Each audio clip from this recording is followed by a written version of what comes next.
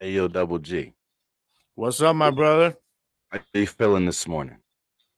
I'm feeling all right, man. I'm feeling ready to go. God, I'm feeling good because I'm back, bro. I'm back. I'm back where I belong here, not out at work. I'm here, brother. Here with you. So I'm feeling ready to roll, bro. We good to go today. Double Let's G do it. is back in the building. Jersey the Yes, King's sir. back in the building. We got a good show for you today. We're going to get deep into this merger talk, y'all. So y'all just sit back, relax. Hit what's going on? Everybody in the chat, what's going on? Facebook, YouTube, we're here. It's the Gridiron, and it's showtime. Let's get it. Let's go.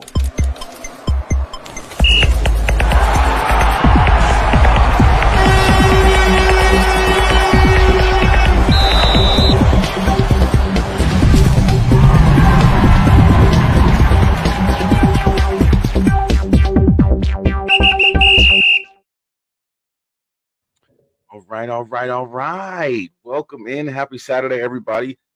I am Jersey the King. He is Double G, OG Double G, Gabe Yeah. Garcia, and this is the Gridiron, the number one or two. I don't know. It's like a tie between the Gridiron and Gridiron Nation. But Like it's we just all one, bro. It's all one. You know what I'm saying? as Like, a collective, yeah, Gridiron Gang is here, baby. that's right. That's right. And we ain't going nowhere. We ain't Number one going nowhere. shows out when it comes to Yeah. all around just football. We talk everything football here. Spring football, NFL, and college. So take all Yeah. take in all that we're giving you guys, man, because you're getting a lot of knowledge from two of the best out here to do it and not be Yeah. famous doing it. You know what I Yeah. mean? We're not there yet, but we're gonna get there. But yeah, Yeah, we it's got a all big good. show for you It's all today. good. We gonna get there with y'all's help. So it's all right. It's all right. Gabe you missed a good show last week, man. I know I you went did, back and man. watched it, but Yeah. Rig Rocker, big shout out to Rig Rocker, man. Hey Hendo, what's going on, brother? He What up, really, Hendo? you know, he really like made me go into detail on how I was really feeling. Now, I Yeah. kind of, as you know, I kind of ranted a little bit. He said he black. I mean,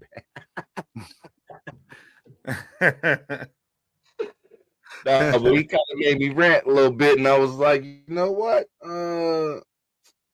Yeah, let me just go ahead and say how I feel. You know what I mean? And I had to do it, bro, because at the end of the day, we don't know what the hell is going on. No, we don't, bro. We really You know what I don't. mean? And they're keeping us in the dark way too much, in my opinion. They're keeping us in the dark way too much, and I just feel like when is enough enough? You know what I mean? Yeah. Of just the lackadaisy bullshit. And what I mean by that is you announce the merger. Mm-hmm. What, a week or two later, you got 1.5 million damn a million and a half damn speculations and rumors going around. And now you got So, people going back and forth, and it's like we don't know nothing that's going on. and to be honest, it's annoying as hell just seeing all these people like somebody throws up a hypothetical situation that you know is not going to happen, and then somebody else is telling them how stupid they are for it, that this is the way it should be, and it's like, man, y'all are arguing on stuff that we don't even know what's going on. Like you're arguing on your own little made up situations in your head. And the worst part about it, bro, is we got to deal with that because the damn USFL, XFL, whatever, neither one is giving us anything to go on.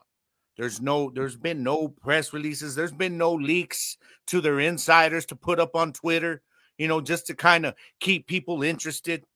Because right now, bro, it's getting to where people are like, all right, you know what, man? Forget it. Forget it. Yep. We're just We're we're not just even gonna not we're worry just about it. not we're not gonna worry about it. If y'all don't think it's that important, then what does that say about the future of this league that's coming up? You know what I mean? Like if you guys can't even do something to keep the fans informed just a little bit, if y'all don't know what you're doing, that's fine. But at Right. least put it out there to say, look, y'all, we're still working out the details of this merger, but hang with us. we're still working on this. And I'd be totally good with that. I'd be like, all right, cool. Exactly. But instead, they're not saying anything, and we're seeing XFL putting out, these press releases about players that are signing letters of intent for teams that were supposedly going to be out.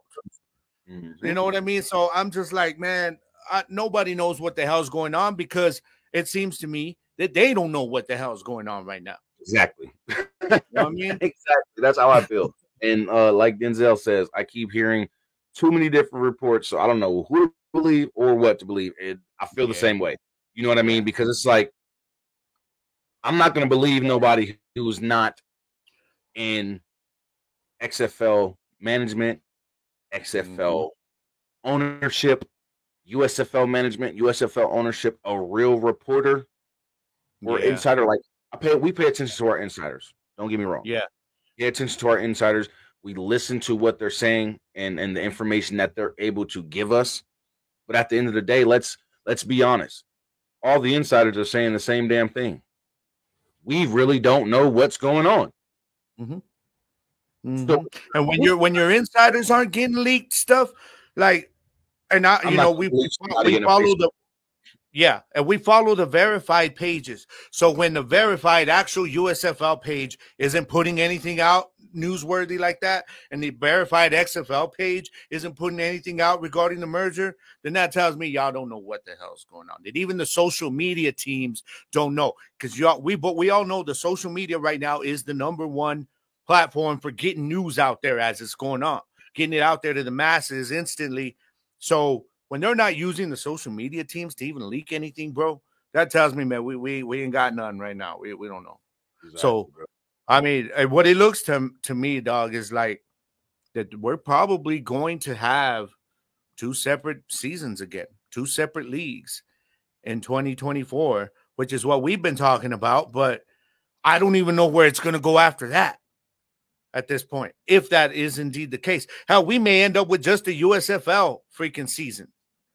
I mean, the XFL, while they're signing players and stuff, all of a sudden we're looking at all these released people up in like the corporate stuff getting released and getting fired. And so I'm like, man, so y'all are downsizing bad. Yeah. I mean, okay, that's part of a merger. I get that. But tell us why. How many people are downsizing in the USFL? How many positions are getting downsized? USFL ain't downsizing nobody. So it looks to me like all they're doing, that this isn't an actual merger, that it's an overtaking. It's a takeover, definitely. Yeah, they're basically just consuming the XFL and what they want from it, and they're going to throw out what they don't. And that's not a merger, in my opinion. That's not a merger. That's a buyout. That's what I call that. That's Vince McMahon buying out WCW and taking all their best talent and letting everyone else walk, and keeping it still the same brand. This is the same thing. That's Vince McMahon taking WCW, ECW, yes, bringing everybody together and saying, "Hey, you're all now WWF." At that time, that's what this looks like to me, bro. Yeah, that's what this looks like to me. So I don't know, man. I'm just as confused as you guys. We've all got our opinions on it, but I think we can agree on the fact that the way it looks to us right now, they don't know what they're doing. They don't know what the hell's the next move. They're probably still sitting over there like, do we really want to do this? That's what is it really going to be beneficial? Yeah. Because you're not giving us no information. Instead, you're beating around the bush and signing more players. Because the USFL, these damn teams are just signing players. Damn near every day. Yeah. They're just signing players. Re-signing players. Seeing the Maulers re-signing, bringing some talent back. I just seen that the New Orleans Breakers just re-signed a player and signed somebody from college. Like, what the hell is going on? And then for this whole week, we've seen what? How many letters of intent? Excuse me. How many letters of intent? And majority of the teams that these players are going to are the 4 teams that are supposedly getting whacked in this new merger. So this don't make no damn sense to me. None at all. At all. If you're signing these guys to teams still, but these teams are supposedly not even going to be around next season or this upcoming season, then what the hell is going on? And let me ask you something. What are they telling those players to get them to sign these letters of intent? Because you know the players are coming with the question before they sign that contract, like, I need to know where I'm going to be next year. You know what I mean? So I'm wondering what the players are being told. I don't know, man. It's just, and then the other day I saw, I can't remember the page. I was looking for it right now. And you know I'm a Breakers fan, and I follow a lot of the Breakers insiders type of stuff with USFL. And I couldn't find the post right now, but one of them actually shared something that was a legit USFL graphic that said, New Orleans Breakers 2024 USFL champions and a question mark. And I'm like, why would you put USFL right there, 2024? And then I'm probably not finding it because the graphic's gone now. But I do know the only reason it caught my attention, it was because it was from a legit source. And now I can't find the thing. But the little slip-ups like that are just confusing me even more, bro. You know what I'm saying? Like, so I don't know, man. They need to get it together. They need to put out a press release just to stop lower some of the speculation. It's not going to stop it until we get a legit, come out press conference telling them this is what we're going to do. But give us a press release, man. Leak something to your social medias or to your freaking insiders just to let us know, look, we're working on it, guys, all right? So just be patient with us. If you at least say that, that means, okay, we're caring about what the fans are thinking right now. So right now, exactly. I'm not getting that. Right now, if they do the 16 teams but an 8-hub league, we're not watching that shit. No, I'm not watching this shit. I'm sorry. We don't want hubs. I plan to go to the games. Mm-hmm. Like, I plan on them moving the Las Vegas Vipers to Reno because this is my thing too. Y'all doing all these damn letters of intent, and it still says Vegas. Yeah. What the hell is going on? And then where is the UFL coming from? Why are we utilizing the UFL now? I don't get this, man. First we had the IFL, then there was the whatever the last one was, and now the UFL. I'm like, man, what y'all? So what? What's it gonna be? And then what kills me is the XFL and the IFL, the Indoor Football League, signed an agreement for the IFL to be the XFL's minor league.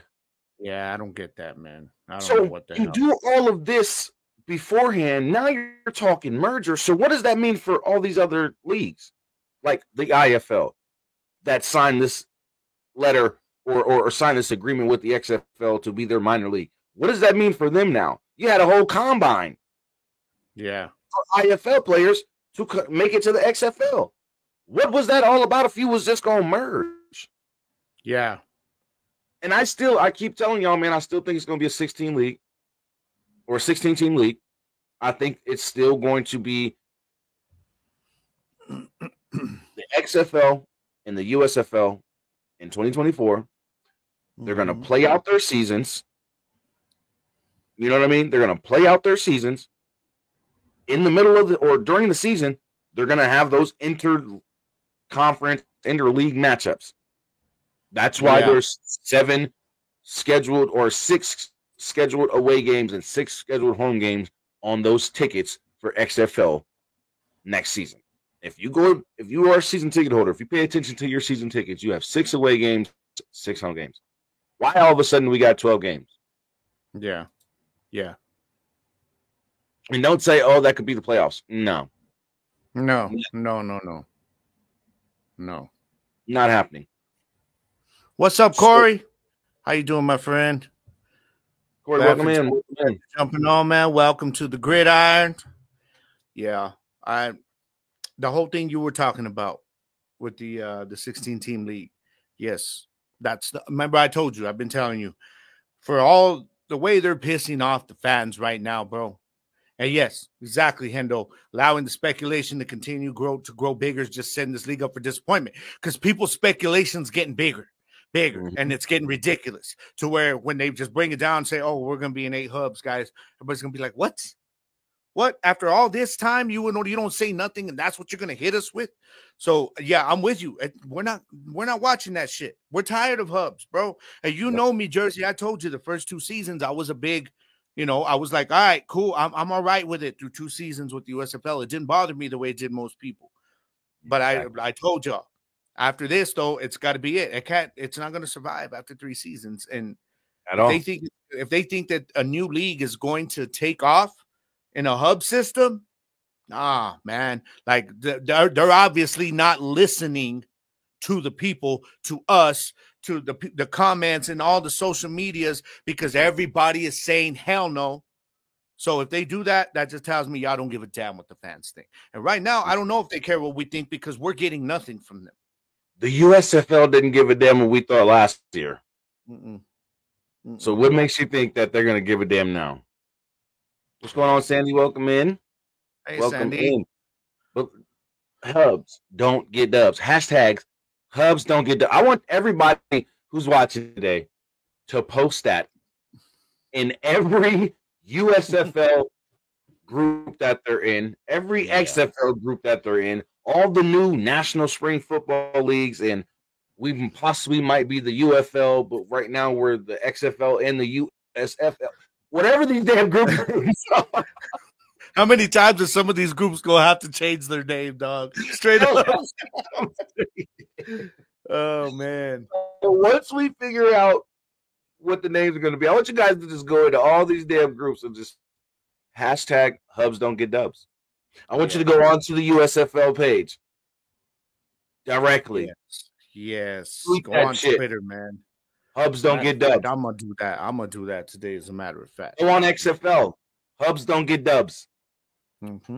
Because at the end of the day, if they don't wait on this merger and do what the hell I've been saying, let the XFL season play out, let the USFL season play out, let them play a home game and an away game against each other, and then at the end of the playoffs, once you've crowned an XFL champion and a USFL champion, then you have those 2 teams play each other to crown your inaugural merged league champion, which would be the USF or the National Spring Football League champion or the United Football League champion, whatever the hell they name it. But that's how it should be done. Because if you don't do it, I'm telling you right now, if you don't do it, it is going to kill the spring football growth. There will be no more future for spring football. There will be no more trust in spring football, and people are going to just absolutely give the hell up or even trying to support it. It's going to be a waste. And then all this shit that we've done as part of the X-Fan Legion with all these different podcast shows regarding XFL teams and things like that, all these different USFL podcast shows out there for the teams and things like that, that we've busted our ass to get out to the public. And we've worked so hard to get this information out to the public and create these channels and create these different platforms to speak on and to bring news about these different teams. What the hell have we done it for?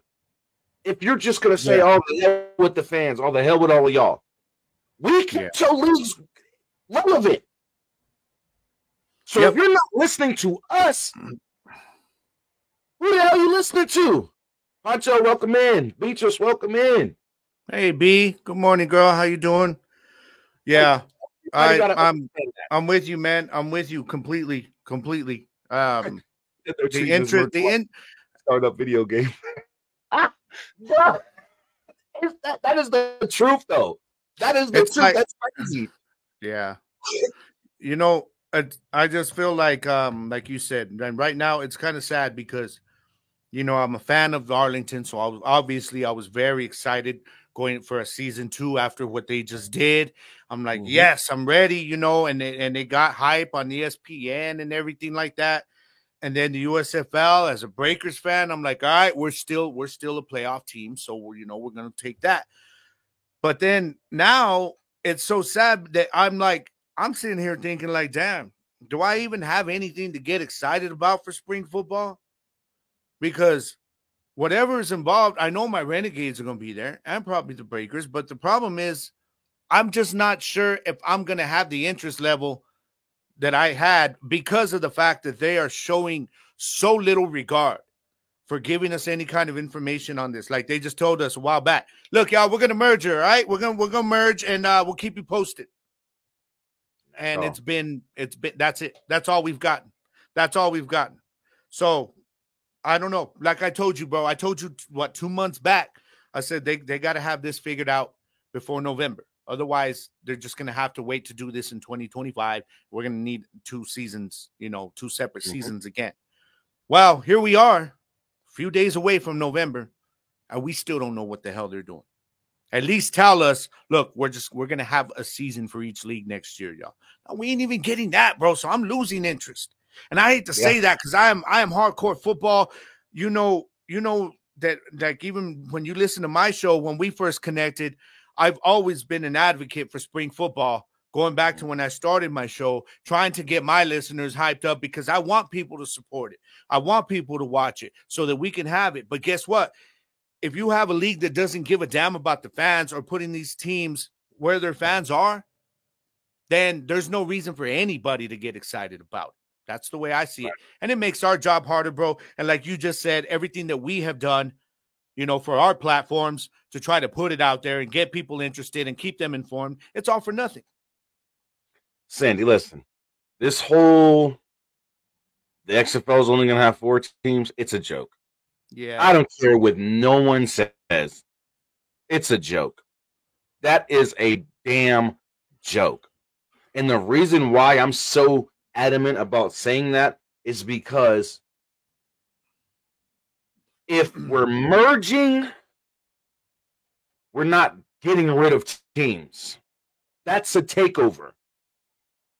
If we're merging, we're not sitting here saying, okay, we're going to go off of just y'all rules, and we're going to go off of just how the USFL works, and this is that and third. Oh, plus, y'all got to get rid of 4 of y'all teams because you came to us. Mm-hmm. What? We were more successful than you were when it came to viewership. Yeah. People were more interested in the XFL than they were the USFL last season. Let's keep it real. People showed up to the games. Nobody wants to have to fly to a whole nother state to go to a home game for their football team that they're supporting. Exactly. I mean, that makes sense. Does that really make sense? You're going to force people from New Jersey to fly all the way to Ohio? You're going to force people from New Orleans or Houston to fly all the way to damn Memphis? What the hell? For a home game? Yeah, that ain't happening. I don't care if they do this where it's like they try to like say, well, we're adding hubs where they're going to be closer to their cities. No, I don't care. We want them in their cities, man. Get them with their home teams already. Like this USFL model, it worked for 2 years and with the ratings. I mean, with the TV thing, that's fine. You set up an established TV audience, a presentation. Now, the USFL's problem was we spoke about it for months and months, was the fact that they were just refusing to put teams in their homes. Fans are tired of it. The XFL is just almost like the XFL right now is just like, so yeah, we're still here, but we don't know how much for longer. What? But by the way, here's some players that signed. Well, what are you telling the players then? If I'm going to the Roughnecks and I'm seeing all this speculation and I'm seeing all these leaked rumors about the Roughnecks not being there before I sign, I'm like, hold up. Like, where am I going to be playing next year? So they're obviously telling them something that they're okay with hearing. Why I feel that this merger could be a fluke, or everything we are hearing about teams getting the boot could be not true whatsoever, or my speculation has been right all along, and they're keeping all 16 teams, at least for this season, and they're going to play out their seasons. in separate leagues and then have a championship game between both leagues to crown the inaugural merged league champion. I'm telling you, something. Problem is the only way that's going to work though is if whichever team wins the championship in one of these leagues or wins it all has to be a team that they're planning on keeping. So, like you said, if that's the route they're going, then it has to be planned to keep all teams. You know what I mean? Because what happens if an Arlington happens like last year? You know, what happens if they're like, well, we're going to get rid of Orlando, and Orlando comes out of nowhere and wins it all. You know what I mean? So that could happen. We saw it last year. Yeah. Vegas or somebody. We saw it last year, so we know it could happen. So they would have to plan accordingly for that. On top of the signings that they've made, these teams are going to be better than what they were last year. You know what I mean? So at the end of the day, there's no telling what the hell is really going on because these damn executives got their heads so far up their own asses. Yeah. Let's just keep it real, man. Do you think they are do you think they're so much money, man? Do you think they're lowering expectations to try to pick them up when they make an announcement to tell people, "Oh, psych, y'all see that wasn't we didn't officially report that." But so y'all believed it from other people. Well, this is because stuff that you're supposedly leaking. It could be. I mean, we've seen these people that they got running this stuff, bro. A lot of the higher corporate heads, they're not football involved. So, like you said, they have their heads up their asses because they don't know what they're doing. They're just looking at it from a business standpoint, and that is a marketing strategy. Let's leak some stuff out there as rumors to lower their expectations, so that way when we hit them with what we got, it's higher than what they were expecting. And not only that, we stay in the news reel every day. Every day. We're in the rumor mill every day. Oh, what's going to happen with this? What's going to happen with this merger? Now, problem is there's not in the news right now. Nothing, because they're allowing the speculation to go like wildfire. When ESPN mentioned it, bro, sorry to cut you off, but when ESPN mentioned it, though, I said, ESPN's talking about this shit. Mm-hmm. And then you wait. You know what I mean? And you wait, and you're like, okay, ESPN ain't said nothing else about it. So, okay, what's going on? That's all we want to know. Because at the end of the day, all you're going to do is drive people. Yes, they're going to keep talking about it every day in these different social media groups and these different Facebook groups and stuff like that, right? They're going to constantly talk about it every day, right? Then when the announcement comes that, hey, we're doing it this way, and it's not anywhere near those speculations, those people who were speculating certain things, if they didn't get what they wanted, they lost interest. Sorry to say it like that, but you've opened yourself up to losing more fans because now everybody's over here speculating this, that, and the third. Yeah. Oh, they should do it this way. Oh, they should move this team here. Oh, they should move that team here. I'd support it even more if they moved this team here. So now you got all these people with their wants on top of the speculation, on top of the fake rumors and fake news, because there ain't no real news out right now about it, except that they're planning to merge. That's it. And we've known this for what, like couple months now? We're going on 2 months since they made that announcement almost. Almost 2 months. And all we know is that they plan on merging. Yeah. Nothing has been set in stone. That's what everybody has to realize. Nothing has been set in stone. Yeah, we haven't seen. We did see the report that they said about we plan on merging. But yeah, you're right. We have not gotten an official report saying that the merge is complete. Official, exactly. What was the initial report? The USFL and the XFL are in talks of merging. Yeah. Yes. Then a week later, exactly. Then a week later, merger talks are Merger talks are getting stronger, some BS like that. And then there was an official announcement that the USFL and the XFL plan to merge. Not that they have merged, but they plan to merge. Yeah. So, I plan on like going to work Monday, but I might not feel like it. You know what I mean? I might get sick this weekend. I mean, nothing's set in stone yet, man. You know. So that plan, don't tell me nothing until it's actually done, especially after so long that we've had nothing. You know, exactly. So I'm sorry, but like 2 months is too much. It's too long to not give us an update, some kind of update, especially when we're seeing players being added on these teams. Nah, exactly. Man. Nah, nothing. And Dwayne "The Rock" Johnson, Danny Garcia, we kept our goddamn receipts, all right? Y'all didn't keep your word. So I need my money back.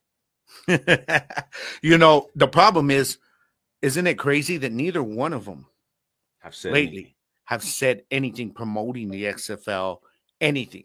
Like usually, even after the season, you were seeing like The Rock was posting up stuff, videos. He was doing stuff. You know, Danny would say stuff. And now, ever since this announcement, it's all like they both put out one post, like kind of talking about, okay, when the intent to merge first came out. But after that, there's so much more work to be done. That's what it was. I'm not seeing anything from them. It had the USFL XFL post, possibly merging, and then both of their posts, they said the exact same thing. So much more to come. If y'all ain't the biggest, flukiest, come on, man. Like, come on, man.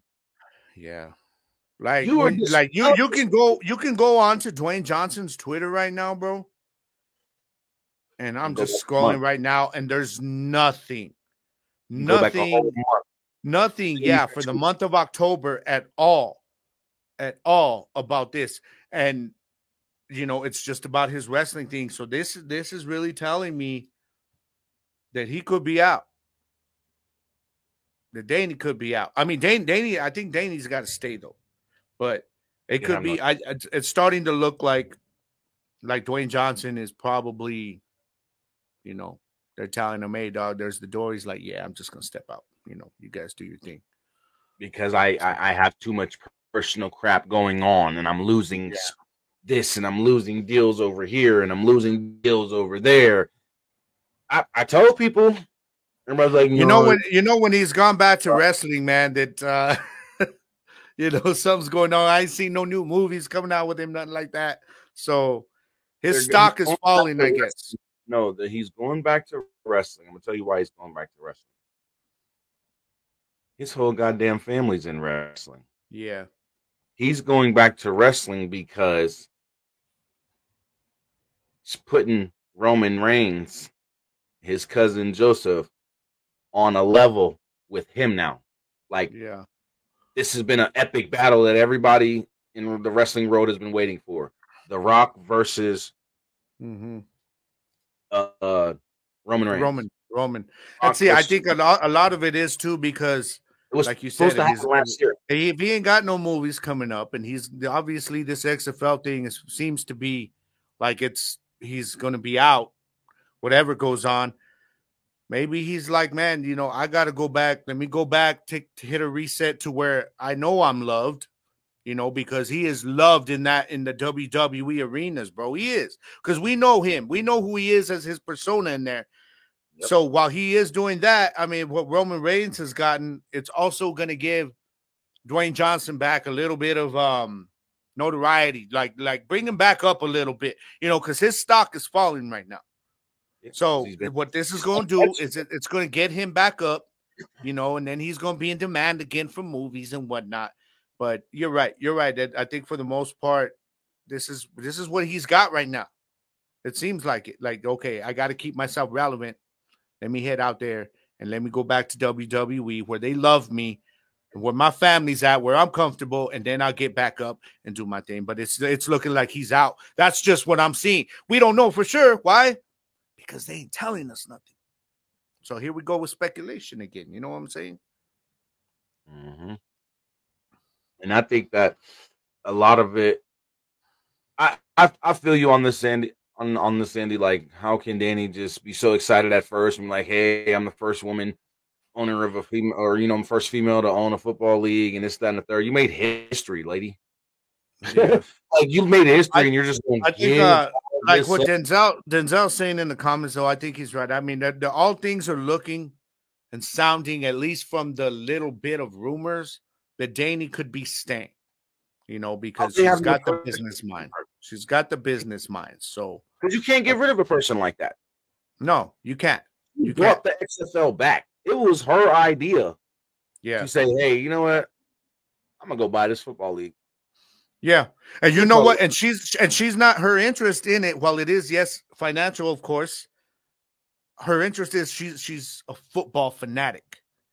And you need somebody like that. Like we were just talking about the corporate heads right now that got no idea what's going on. You need somebody like her to remind them, look, man, you know, this is about football foremost. You know, it's not a business yet. Technically, yes, but it's not a business like the NFL. Where you can just disregard certain things with the fans because there's so much money coming in that it's a business first. If you want to make it a legitimate business, you got to get the fans on board first. And she is a tie to that fan base because of the fact that she loves football. And a lot of these guys don't know nothing about that. And I think that, to go to your point here, Danny made the league feel important when it came back because of the way they talk. Both The Rock and Danny did. They both made the league feel so important. Yeah. Bruce, welcome in, brother. What's up, but Bruce? I feel like it was a fluke, bro. I'm gonna keep it 100. I really feel like they've been pulling our coattail since they made the announcement that they was buying the league and bringing it back and doing all this, that, and the third. At the end of the season, when they presented that championship trophy to the Arlington Renegades, they had that press conference after the game, and they told all them damn media reporters, hey, the XFL will be back for the 2024 season. And during the 2024 season, we're going to be looking at future places for expansion. And we're going to be doing this, and we're going to be doing that. In my Dion voice, damn it, we kept receipts. We got them receipts. And look where we're at now. Yeah. But I told y'all long time ago it was going to be one season, and the XFL and the USFL was merging together. Everybody like, nah, Jersey, you're tripping. Nah, Jersey, you're tripping. It's going to be 3 to 5 years before that even happens. Damn, my man Deuce said, I made my wife change a movie because The Rock was in it last night. I'll never support anything he ever does again. That's a little too much for me, though. I mean, but to each their own. No, it's not. You want to know why? It is. For me, it is because I like the dude's movies. But The Rock promised us something. Not only that, if you notice, The Rock is the biggest liar. Of course. In all of this shit. Why do you think he was so good in WWE? Why do you think he was so good with that charisma and everything? Because he can bullshit his way out of things, and you know what I mean?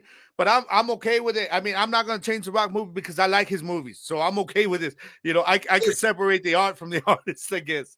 I'm going to be on board with Deuce if the whole wrestling crap that's been going on, the whole he kidnapped a wrestler and all this, if all that shit's true, bro, I'm going to look at that man even more differently. Like, damn, bro, you doing steroids?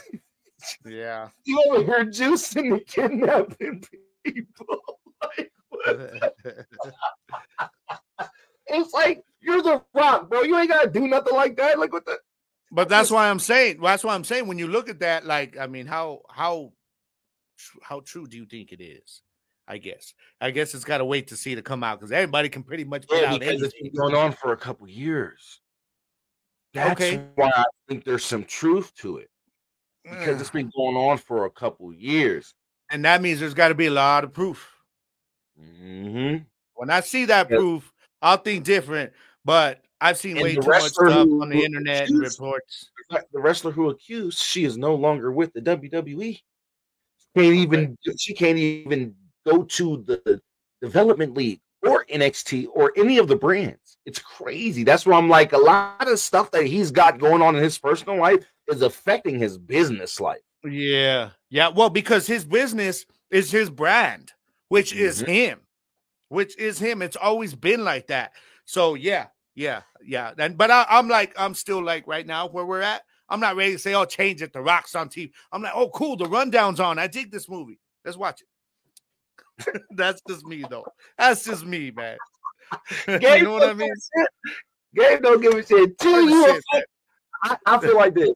Until Dwayne The Rock Johnson does something that's going to affect my personal life. Yeah. I don't give a damn.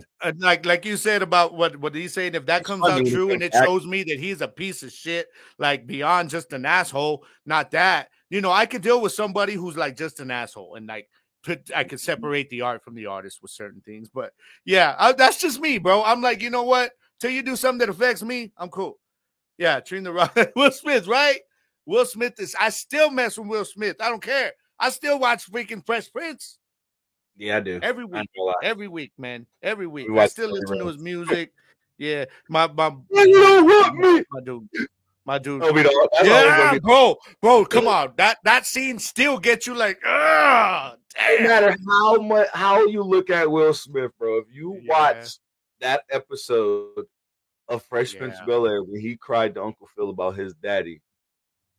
Yeah. Not one hit, bro. That was the moment in Will Smith's career that just took him off. That's where he became a versatile actor. You know what I mean? Because that was legit, man. That was legit. Oh, he became a versatile actor when he did 6 Degrees of Separation, but that's a whole nother story. Yeah. We ain't gonna talk about that movie, but I'm just saying, like, I feel that this league merger thing is somewhat of a fluke. And I don't believe that all the speculation that's going on out there is what's going to come to pass. I really think that they're going to have a 16-team league when it's all said and done. But this upcoming season, I think the XFL is going to play out their season. The USFL is going to play out their season. They're going to have 2 interleague games, 1 away, 1 home. They're going to have a championship game for the XFL, championship game for the USFL. Then those 2 champions will play each other and crown the inaugural merged league champion, whether it's going to be the new UFL or the new National Spring Football League. So that's all just we want. That's all we want. Is that asking too much? Maybe. I don't know. All we need. You know what I mean? That's all we need. That is all we need. I guarantee you do it that way, though. You do a 16-team league, you're going to get a lot more support in season 1. That's all I'm saying. Exactly. I was waiting for you to say that. That's why I was like, because I knew he was coming with it. You give us 16 teams, especially after going through this season and letting both leagues play out. You know what I mean? Yeah. You give us 16 teams, we're all for it, baby. We're all for it. You know what I mean? So I really just think that they have to really think about what they're doing. They have to really sit back, pay attention to social media, and pay attention to the fans and what the real, not just the fans, but people like us, the people who are rooting for this league to be successful, but speaking logical about this shit. So we're not just putting out there, oh, this is what I want to see. I want to see my team doing this. No, that's casual talk. What we want. All right. What we're doing is we're looking at it is we're see, y'all gotta understand, like we surf everything. We surf everything from the Twitter pages, the comments, the articles, everything, and we get an idea of what the fan base overall wants to see, what they feel will be successful for the league. We take all that, and that's what we're giving y'all here. This is what people want. Right? This is I'm hoping that they got people. Hell, if y'all don't have people to do it, pay us. We'll do it. We're already doing the research. Shit. You know what I mean? But that's just how I feel about this whole situation. And until we get more actual information directly from the XFL or the USFL, we just gotta keep waiting. Let's be honest. I can't even pay attention to the insiders. I can't even pay attention to them because they don't know. When you got insiders saying, "Hey, staff members from whatchamacallit don't even know what's going on. Staff members from the USL or the XFL don't even know. They're calling insiders. Is this real? They're really merging. They're really talking about this. So if these people don't know, you really think the owners up there really know? Denzel says they can do 16-team league and have all 8 XFL stadiums and the 4 USFL stadiums and still do hubs for teams without stadiums. Hell no. Hell no. You want to know why? I don't want hubs. You want to know why? Because the teams that have to deal with the hubs, them fans got to deal with the hubs. And how many players you think are going to want to be playing for these teams? They're going to be like, man, so I got to be in a hub? You know what? You've got 12 other teams in their home cities. Yep. You know, and I understand like a lot of these players are trying to get to the next level again, but a lot of these guys, like you've talked about it before, Jersey, this is where they want to stay. They're like, nah, you know what? I'm cool. I want to play some spring football. And it goes back to the whole A.J. McCarron thing. I still question, after his dedication to this league and leaving the NFL, when this merger got announced, he was quiet, and all of a sudden, he jumped. And he was the face, man. I mean, St. Louis was loving him. He was the face of spring football, to be honest. If I'm being honest, across both leagues, A.J. McCarron had become the most recognizable quarterback. Yep. So for him to leave that without a word, for him to leave that without an explanation tells me that he saw something in what was being talked about or was told something in the direction, and he was like, okay, you know what? Nah, I'm going back to the NFL. So how many more players who don't have the platform that he did, the status that he did in that one season, how many of them are going to be like, nah, you know what? I'll just go on a practice squad and hopefully I get lucky over there. You know what I mean? So they got to be hearing something, man. Yeah, they got to. They got to be. And like we keep saying, for these players to be signing letters of intent, they have to know that the team that they're signing for has a future. Yeah. It's only logical. So we're going to wait. We're going to sit back. We're going to see what happens in the coming weeks. Because January is right around the damn corner. We're about to be in November. January, February is right around the corner. They're going to have to let us know what the hell's going on soon. Yeah. So they can sit here and linger on and wait and think that we want a nice Christmas present of them saying, hey, we're giving you guys 16-team league. We knew it. Y'all just was BSing around. Some of us did, and then some of us sat here and really believe the idiots who are just like, oh, this is what they're going to do, and I think they're going to move this team here and this, that. Stop listening to that. Yeah. Sit back, relax, wait. You'll know when information drops because we're going to be one of the first ones to bring it to you. That's right. Promise you. That's right. You know what I mean? Now, week 8 has started, but week 7 was brutal for some teams. And I'm asking the question here.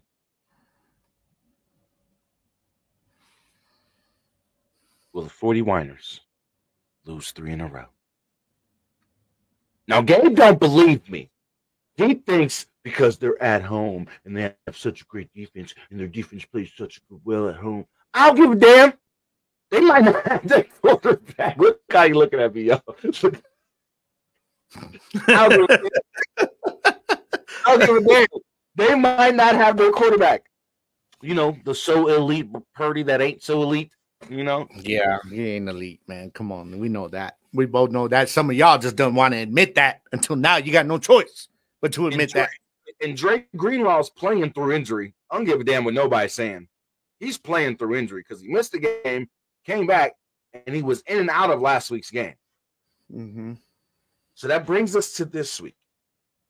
Now, Gabe's argument is, since you don't got this and since you don't got that, since he has Joe Burrow and Jamar Chase. Okay, and you know, San Francisco's got Fred Warner and Bosa. So what's your point?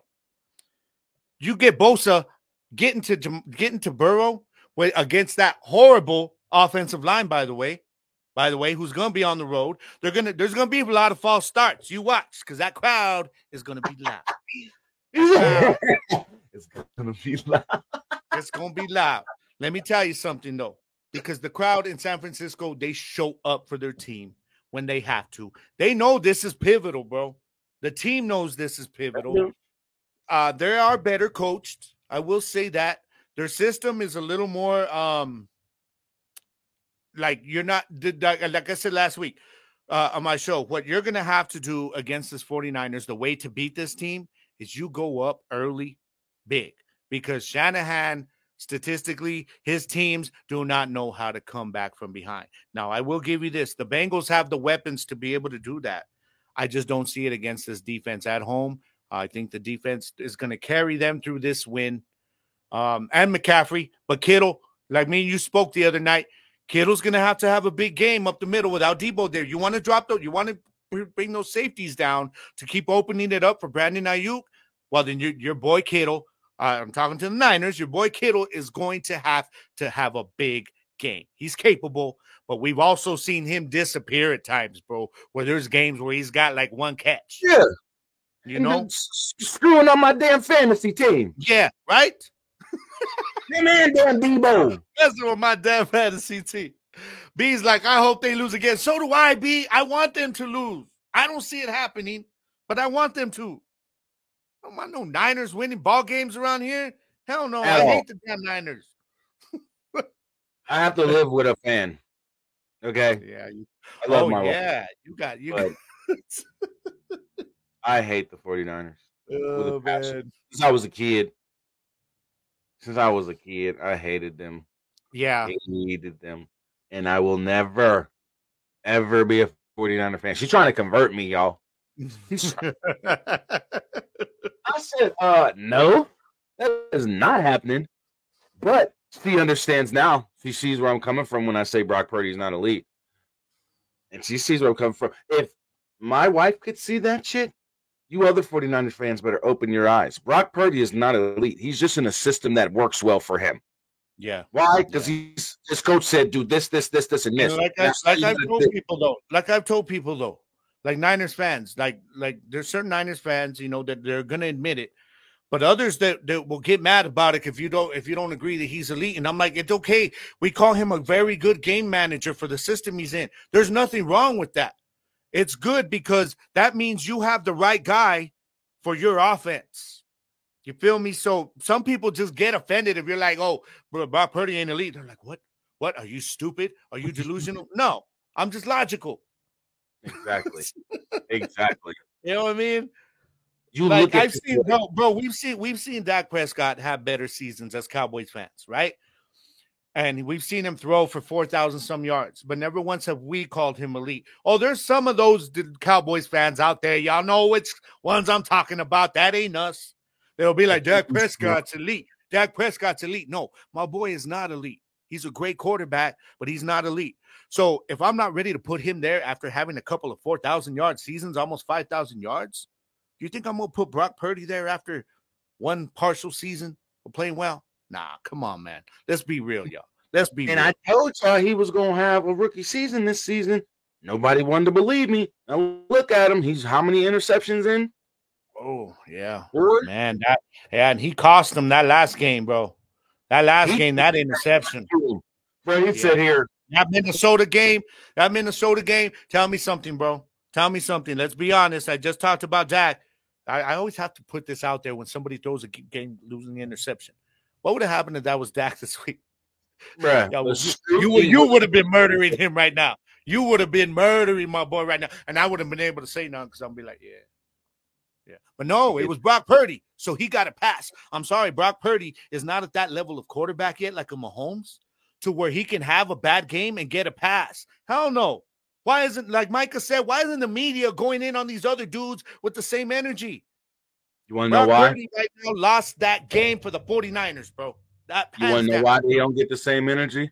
Because for one, you ain't got that star on your helmet. Yeah. For two, your franchise ain't the most recognized franchise in all of sports. And for three, your franchise ain't the richest franchise in the NFL. That's why our players get the most scrutiny. That's why our players get the most talk. If we're winning, all our talks and and everything is high praises. If we're It's losing, overhyped. Yeah, if we're winning, it's overhyped. If we're losing, it's the end of the world. There's never like a middle ground with the coverage of the Cowboys. Now, back to what you were talking about, though, just real quick. I know you're ready to move on to this next segment, but I don't know. when It I'm just looking leads at us to the point. when I'm looking at Cincinnati, though, and Brock Purdy, we still don't know if he's going to play. They did say that he did practice, which they were surprised about.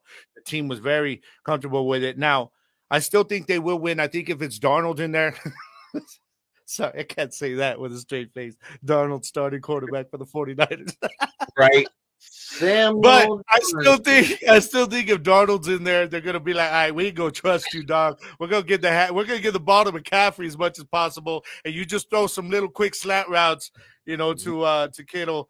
But I think the defense is gonna be the difference in them being at home. Now I gotta look at Joe Burrow though, bro. 32% of his passes downfield is all he's completing. So I'm thinking that he's still not 100%. He's getting there. But that shows because that's not Joe Burrow like. Like you're looking at his passing downfield, 32%. You're like, damn, that's horrible. Yeah, that's not Joe Burrow, especially with those weapons. So I got to wonder how much we're going to see of that from him this week. They just came off a bye. So he had an extra week. That does help. He had an extra week to get healthy.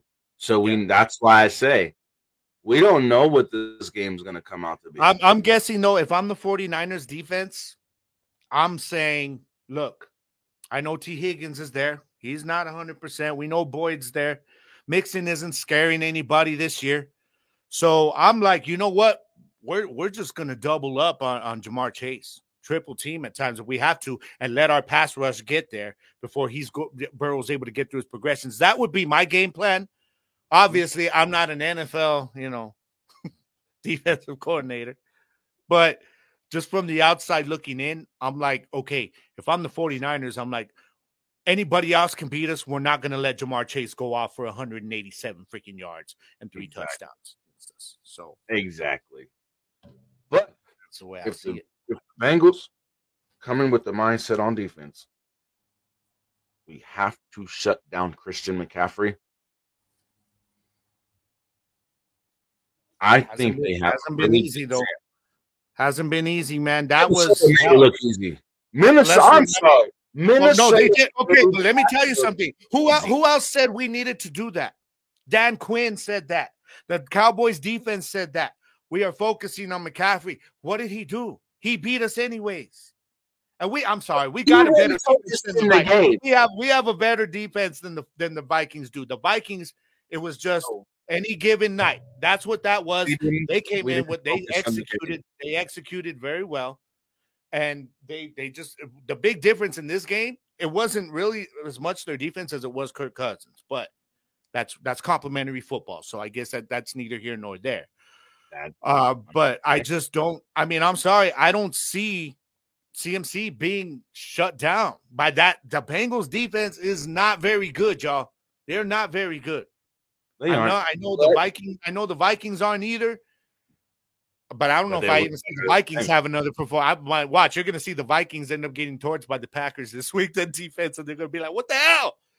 I don't know. You know that could happen. How many times we've seen it this year where teams go all out, they play well, and then the following. But Green Bay ain't looking good. Green Bay's been down a slide. Green Bay's been down a slide, man. They really have. And I think that the way Jordan Love has been playing. He ain't been living up to all the hype that he was coming into the season with.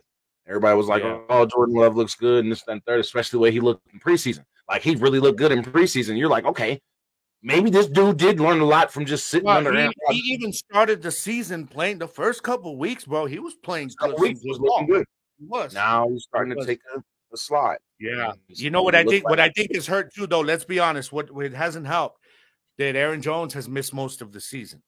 Because Dillon has not looked like AJ Dillon has not looked like the AJ Dillon we saw the last year or two when he was given the opportunity. He finally did have a big game a couple of weeks ago, but without Aaron Jones, their team started saying, "Oh, all right, you know what? No Aaron Jones. Let's just focus on the past then." So I need to see. I don't even know if Aaron Jones he's listed as likely to play this week. I still don't know what his workload will be like, but going away from them, I start going off topic here. Sorry, bro, going into another team. But you're right, though. Overall, I know the Vikings played well. They probably put a little bit of a blueprint on there. I'm just very interested to see if that carries over at home. I don't think it will. I think CMC knows the load he's going to have to take. I think there's a reason that guys like me and you have put him in the MVP conversation. And to be honest, let's be honest, bro. This game right here is where he has to showcase that. If he is going to be a legit MVP candidate, guess what, dog? You either got a banged-up quarterback in there or you got Sam Darnold. So either way, it's going to be all on your shoulders, CMC. Now, show us MVP CMC. Otherwise, I got to take your name out the conversation. Exactly. That's my thing. If CMC and Greg Kittle don't show up today or tomorrow, it's going to look bad. Yeah. It's going to look bad for the 49ers, whether Brock Purdy plays or not. You know what I mean? And they better just let his ass sit.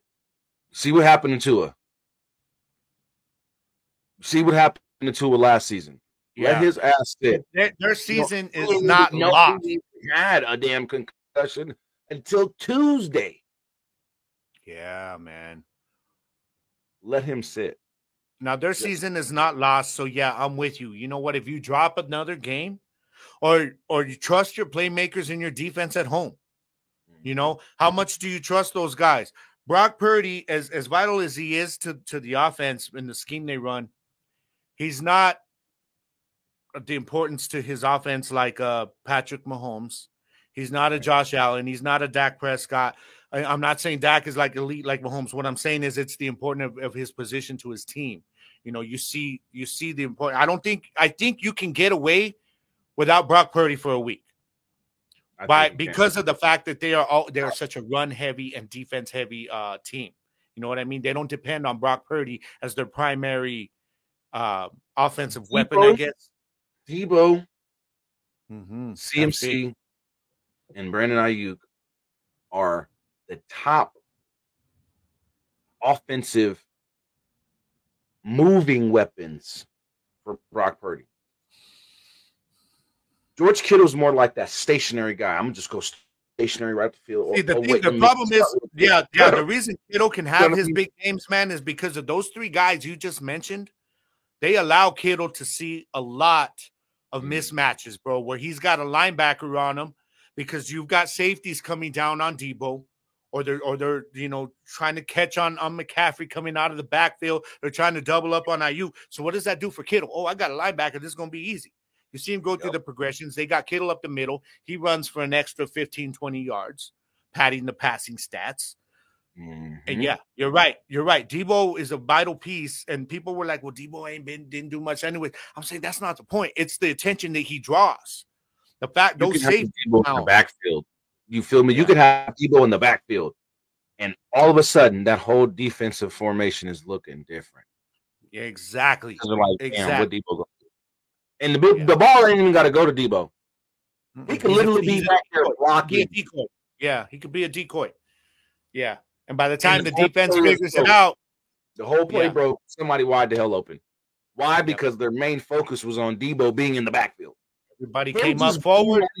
Everybody came up forward, and you left Ayuk 1-on-1. With a cornerback number 2. Yeah, that's what Debo does. That is what Debo does. I'm telling people he doesn't have to be having big games all the time. It's his presence that causes an impact because defensive coordinators have to plan for him. When he's not there, you're right, bro. It's going to be very different. It's going to be an easier preparation, I guess. Not that I'm saying the Niners are an easy game to prepare for if you're a defensive coordinator, but it's a lot easier when Deebo Samuel is not there. It is. Yes, it is. Even though Brandon Ayuk is their wide receiver 1. That's their number 1 wide receiver. Debo is their flex player. Yeah. Debo can what do they call him? What do they call him? The Swiss Army knife for a reason, man. You can put him all over the place. Put him anywhere. You can put him at running back. You can put him at wide receiver. You can put him at slot. Tight end if you want to. I'm about to say you can put him at tight end. You could put him at fullback, and he'd be able to play. You can even throw him back there at quarterback and let him toss the ball down the damn field. And I've seen Deebo Samuel actually throw the ball a good 30 yards with a nice spiral on it. And that's the On thing, though, point. is and you For the can hands do of that. the Yeah, you can do all that because all you got to do with that guy is give him a check down. You give him the ball on a 5 to 7 yard route and watch how he runs through people. That's why people make the joke, oh, he's not a receiver, he's a running back, because he does. He's breaking tackles, he's shedding tackles, and he's sitting there off of a $5 air pass, and he's padding those quarterback stats because he takes it for another 30 yards.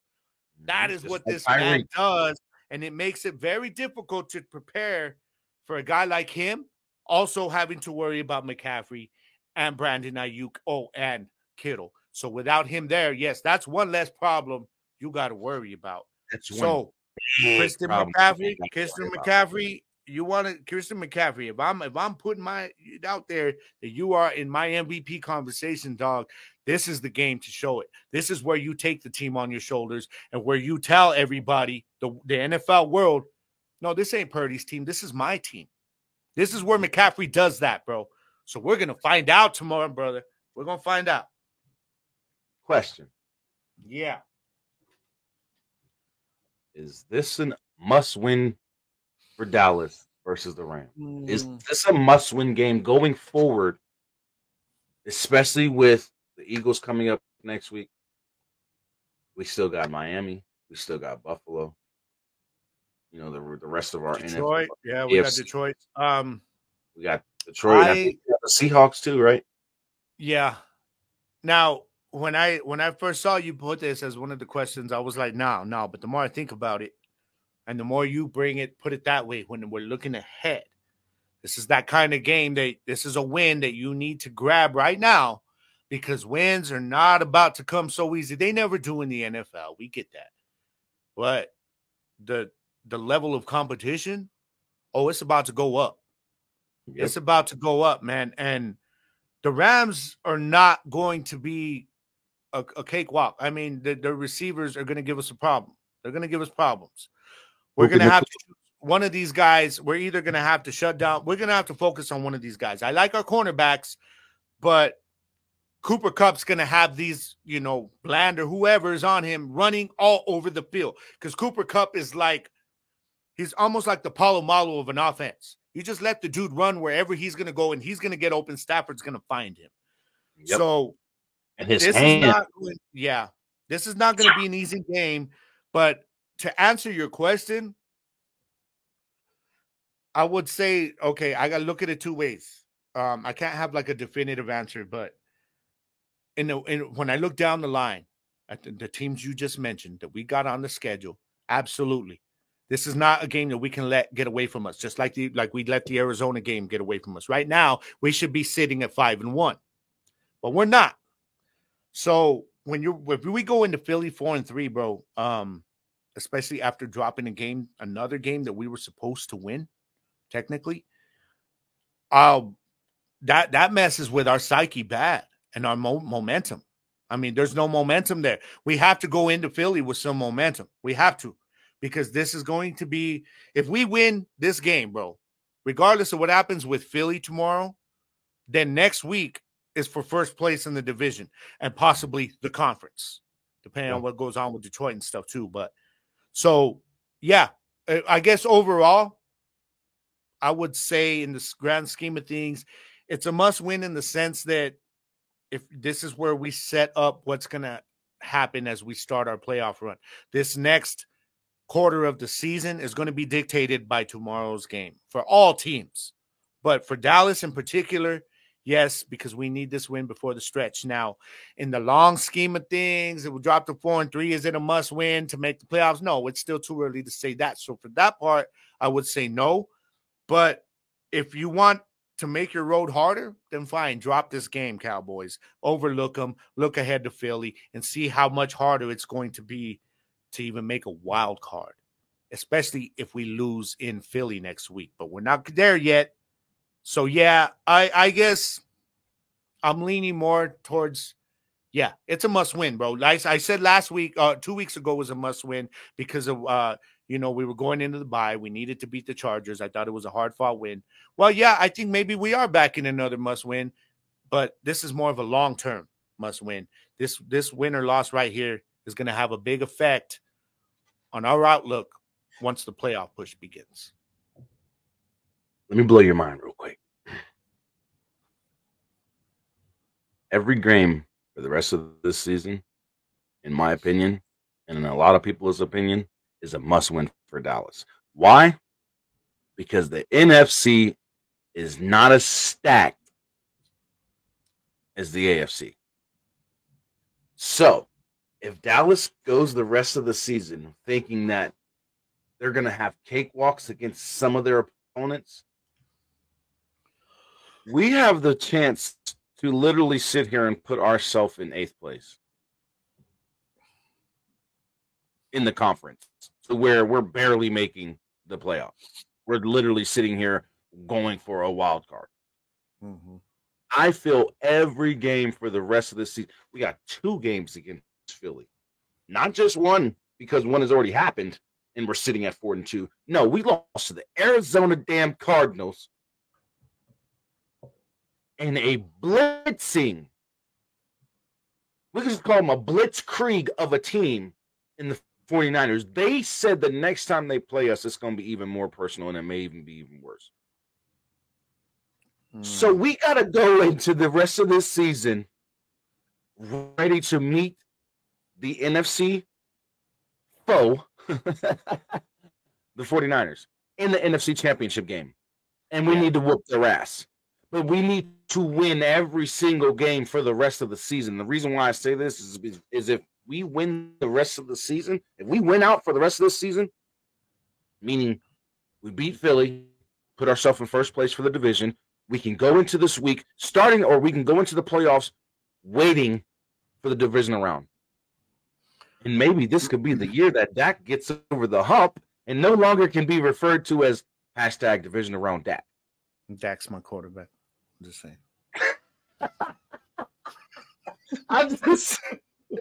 I'm just saying. Hey, okay. Now let's be realistic for a minute. Do you realistically see them winning every game?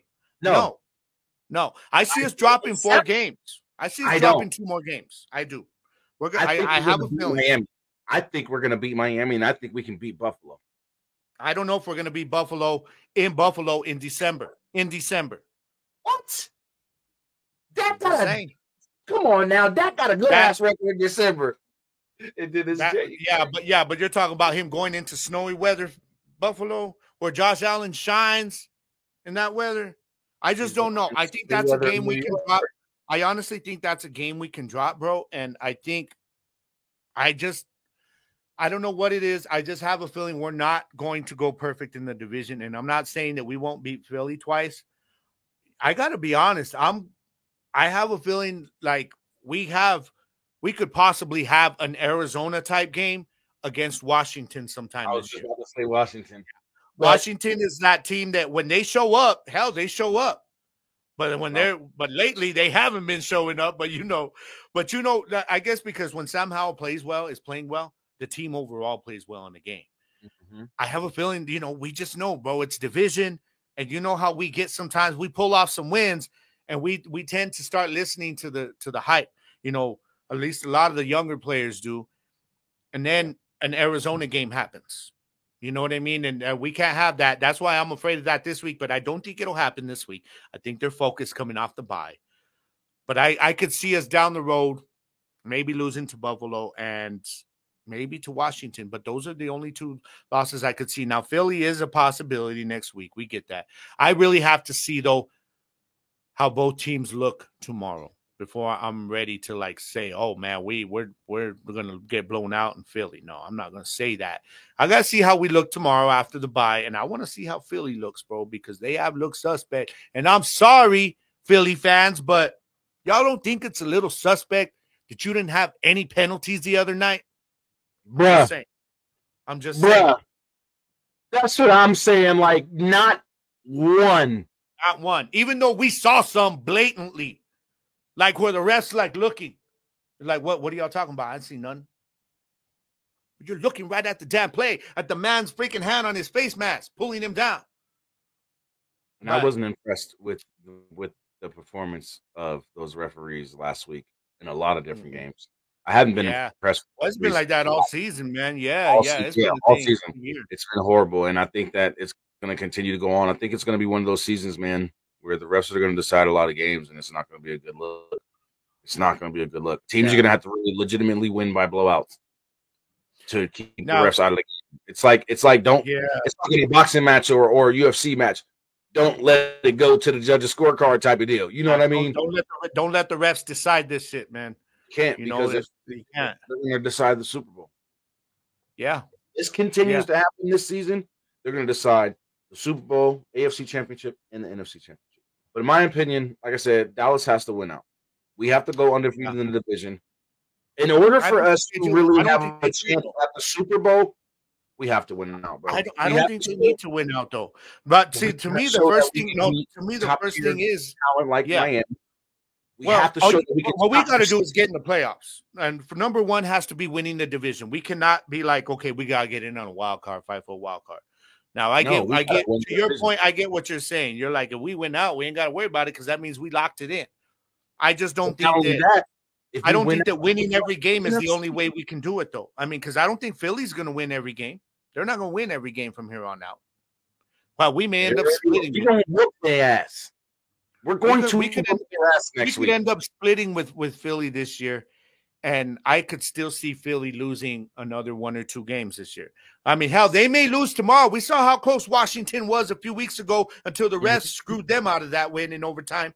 That loss, should I say, or whatever, but who knows? Tomorrow's game's in Washington. Exactly. So last year they split with them last season. Yeah. They could do it again. But that's why I'm saying I don't think Dallas has to win out, though, to get into the playoffs. But this is why I feel we won't split with Phoenix or with Philly. You pressure Jalen Hurts, he doesn't play well. Yeah.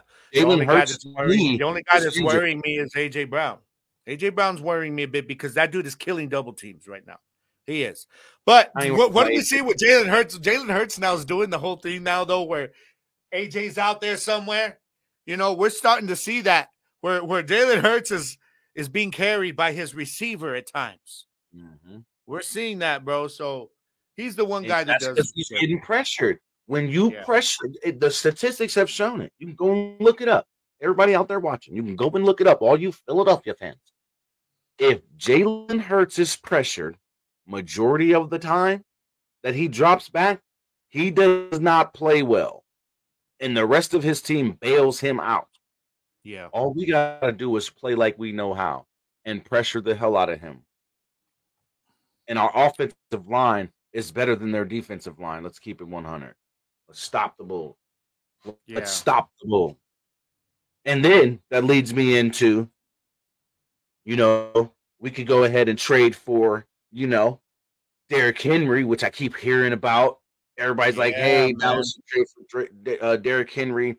Dallas should trade for. It's interesting, bro. I know me and you were talking about it, how a lot of it is an actual rumor that it's just people saying this is what they should do. But I actually read something this morning from an actual source who said it was confirmed that Dallas was one of the teams that has called about him, inquiring.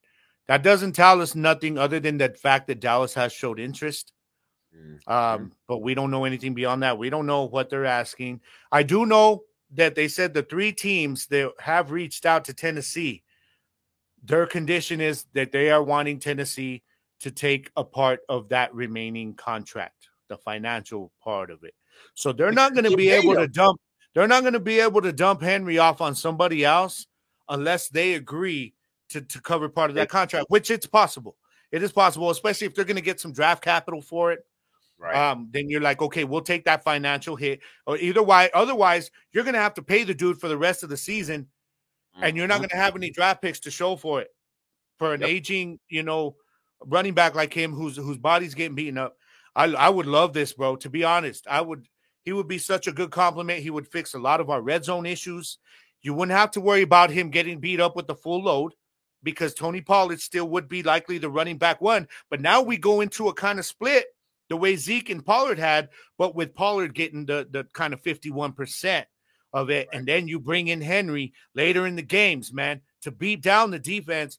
Oh, I would love this, bro. And this is a move, I think, offensively, unless you're going to get offensive line depth. But if you're going to make a splash, this is the only move that makes sense for me at this on point. the offensive side. Make a splash to Derrick Henry.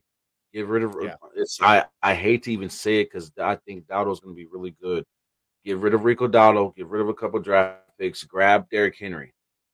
Now we got a 3-headed monster at running back because you put the speedster out there in Tony Pollard, and you give Tony Pollard 48% of the snaps. You give Derrick Henry the other what? Wouldn't say 52. I'd say another 48% of the snaps. And then you throw Deuce in there on 4% of the I'm very interested that you brought up Deuce because it was weird to me last week that he was inactive or again the Chargers game. A lot of people are making a thing of that, but I'm thinking, okay, my guess is there was a position maybe on the offensive line they wanted to bring somebody, have somebody on the roster that day for depth. That's the way I looked at it. I'm just hoping that that's the most of it because we have not even begun to see them try to use Deuce in a way that they can use him in a way that we saw in the preseason. So I'm like Mike McCarthy, after this damn bye week, you need to start pulling those tricks out of your hat, dog, that you have not been showing. You haven't been showing your hand? Okay, now's the time. Let's start getting Deuce into some of these situational plays. Okay, some of these gadget plays where he can pick up some big chunks of yards. Put his little ass in the wildcat. Start using the guy, man. I mean, I'm just hoping that him being inactive last week wasn't a sign of things to come. That it was just what I think it was he wasn't part of the game plan against the Chargers. They felt against that defense they weren't going to need him. I'm hoping that's all it was. I'm thinking that's all it was, but we'll find out tomorrow. Obviously. There's Tyron Smith, of course, again. So we definitely need the depth at offensive lineman. Yeah, that's another person. Get rid of his ass. Trade him. I'm sorry. They need to trade him while he's still got some value. Yeah, because throw him in trade right now. We could get Derrick Henry for look at it like this. We could get Derrick Henry. Let's do a 3-team trade. And let's tackle offense and defense. We were talking about this guy the other night. Patrick Surtain. Let's throw Patrick Surtain in this mix. Let's throw Derrick Henry in this mix. Let's throw Rico Dowdle, Tyron Smith, and a couple of draft picks and make it a 3-team trade where we get Derrick Henry and we get Patrick Surtain. Yeah. Period. And we'll give up some draft picks. We'll give up Rico Dowdle. We'll give up Tyron Smith. And now we got Patrick Surtain to help as another shutdown corner. Put Bland, like you were saying, put Bland back in the slot where he excels at. Yes. Because we would definitely need him in this. We could use a player like Patrick. We could really use a player like Patrick Surtain in a game like this tomorrow. Cooper Kupp in the slot. You need somebody like Deron Bland, who's a ball hawk, and he's becoming a hell of a lot better in his one-on-one since he's had to be, a starting outside corner and no longer a nickel back so much. Now you can move our players around to where you got Jordan Lewis and Deron Bland in the slot. You got Patrick Surtain and Stephon Gilmore on the other side. And then next season, we get Trayvon Diggs back.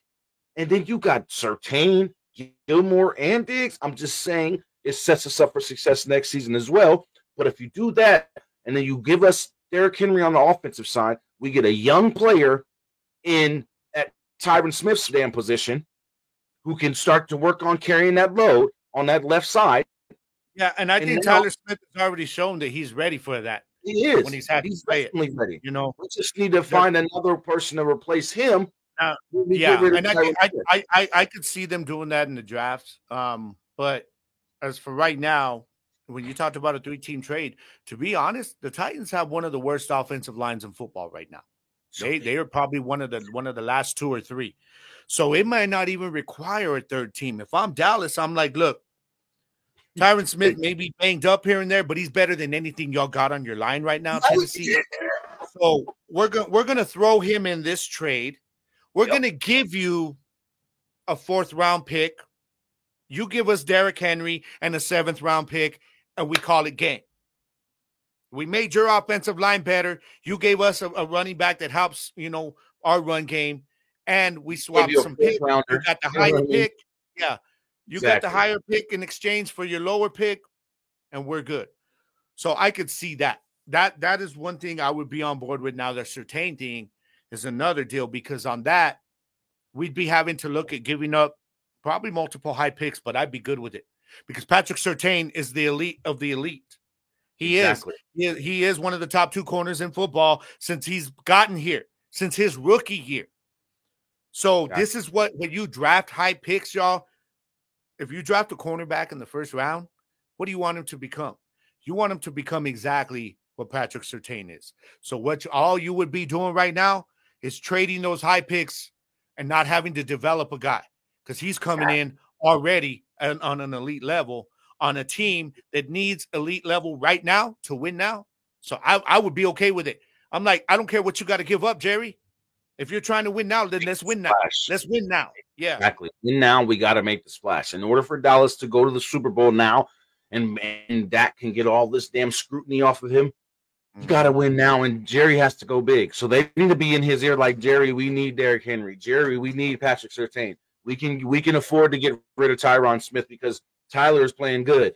We can afford to get rid of Rico Dowdle because we're going to bring in Derrick Henry. We'll be able to put Deuce back in here, and now we got a 3-headed monster at running back because if you really want to be technical, we can run Tony Pollard at running back, Derrick Henry at fullback, and Deuce as a backup running back. Stop playing with me. Stop playing with me. I'd have Derrick Henry in there full time, run blocking and pass blocking if he ain't running the ball. Yeah. Or going out for a pass. You know what? We wouldn't even need him to. We wouldn't even need him to go out for the pass because that would be Pollard's job. See, that's what the Titans have been trying to force him to become a pass catchy back over the last couple seasons. That's not Derrick Henry's thing, man. What you do is you just let him run through people. That's what you do. You want to get the pass game. You get somebody like Pollard out there, and that's the whole reason they started using Taraji Spears this year, because they were like, okay, it's not working with Derrick Henry in the pass game. He just doesn't have that speed. Where Derrick Henry does is when he runs through people, and he's got the long-term speed that once he gets past that second level, he just takes off. Yeah, when you're a pass catcher out of the backfield, you have to have that quick acceleration off the bat to make a play. Derrick Henry don't have that. They're seeing that now, which is why they're putting him up in the trade block, so. But I'm with you, bro. You make this move, man. It's got to be made now. Yeah. Because you can't wait till the trade deadline. Yeah, they're talking about Jerry the other day, talking about Jerry saying, oh, well, we're planning on making a trade. No, don't give me that, Jerry, because we hear this every year, and you don't do nothing before the deadline. He tells us that every year as Cowboys fans. You hear him say that on 105 The Fan. He's like, yeah, we're looking to be active. No, you're not. So until you show me something, Jerry, and I'm not talking about, just bringing in depth. Make a splash. Show me you want to win now, because I don't believe shit you say. The face he just made, y'all. He said every season, you're not lying. Every single season, Jerry says the same thing. Oh, we're looking to make a move in the trade deadline. We're looking to make a move. We're looking to make a move. We're going to make a move. When, bruh?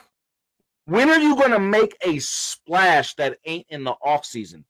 And when the hell is all these offseason moves that we made going to pay off?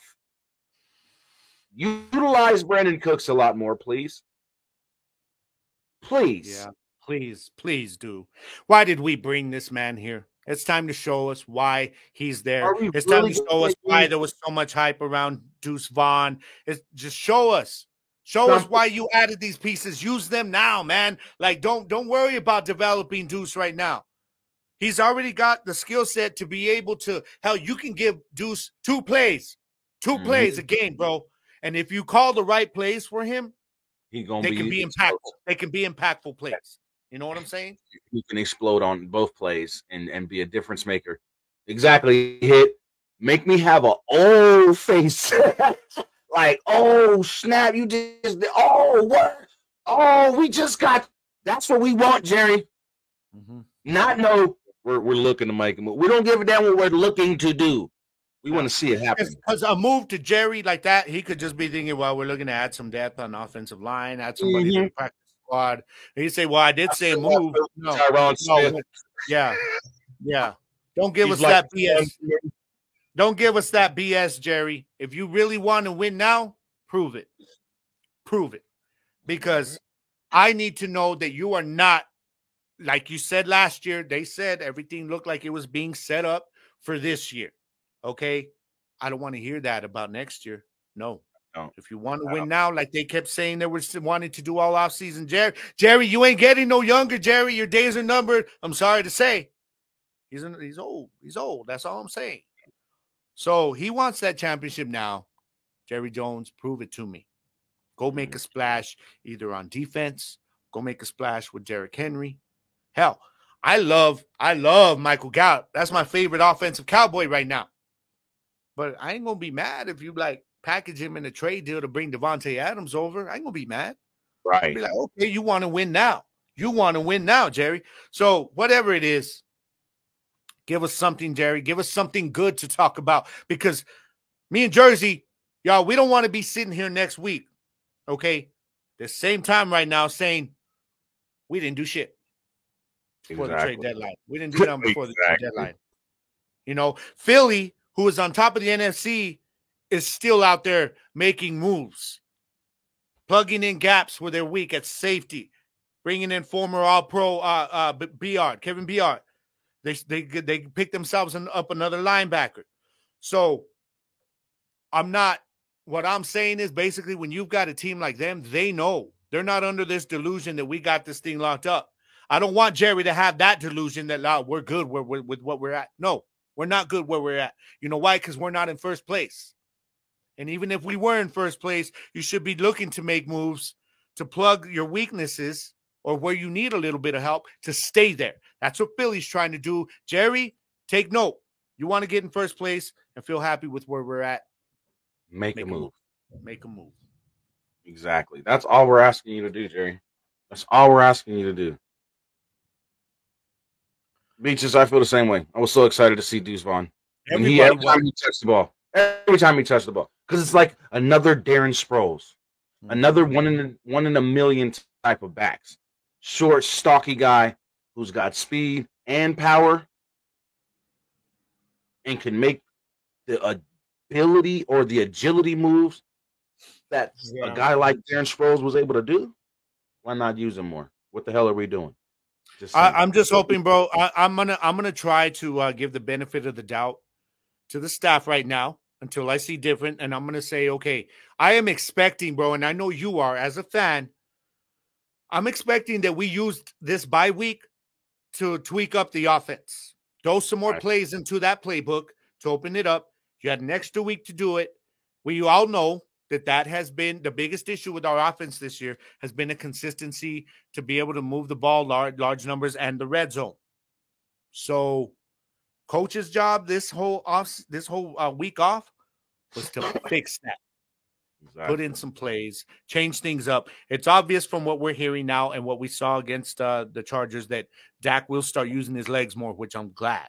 He's been needing to do that. We saw it in the red zone finally. That's where he used to be such a threat. So we'll see. We'll see what they do. But as far as the trade deadline, man, I mean, a lot of talks about Davante Adams. You know, who's going to – I don't know. The Raiders, they're talking about the Raiders asking for, like, ridiculous stuff for him. They are, bro. 2-3 first-round picks and shit. And people are like, what? Are you out of your mind? Like, I don't know about all that. I'm just going to ruin y'all season because the way our bank account is looking with that. You might want to rub your card and try to charge and rub your card and try to swipe that thing again. Because let me call my bank and see what's going on, man. Can I use your phone? Yeah. Well, see, you my bank just told me that's not happening. What do you mean? My check didn't clear. Round picture for somebody who don't even want to be there no more. Yeah. Who y'all tricked into coming there because he thought he was going to be playing with the quarterback that he played with in college? Yeah. 2 or 3 first-round, second-round picks. Out of their damn mind. Watch McDaniels. What the This hell team are you is doing?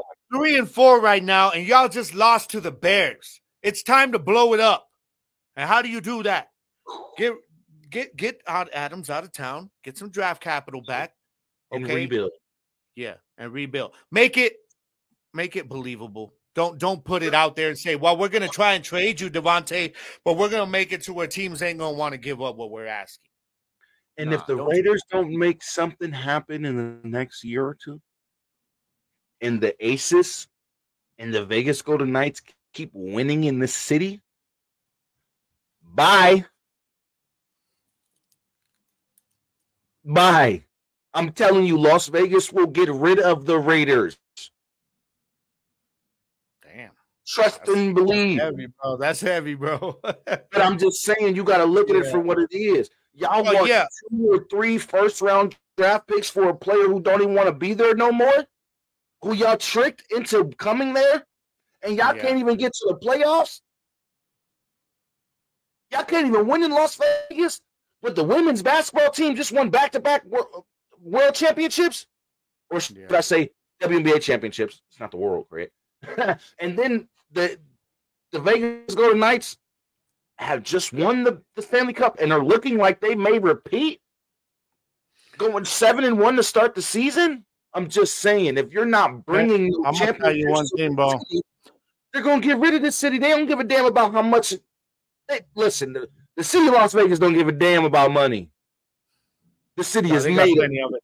They got plenty of it. Yeah, there's plenty of money there. Start winning, the Raiders can get the boot, and that's the truth is, if you want to survive in Vegas, you do have to bring in money because that's what makes that city.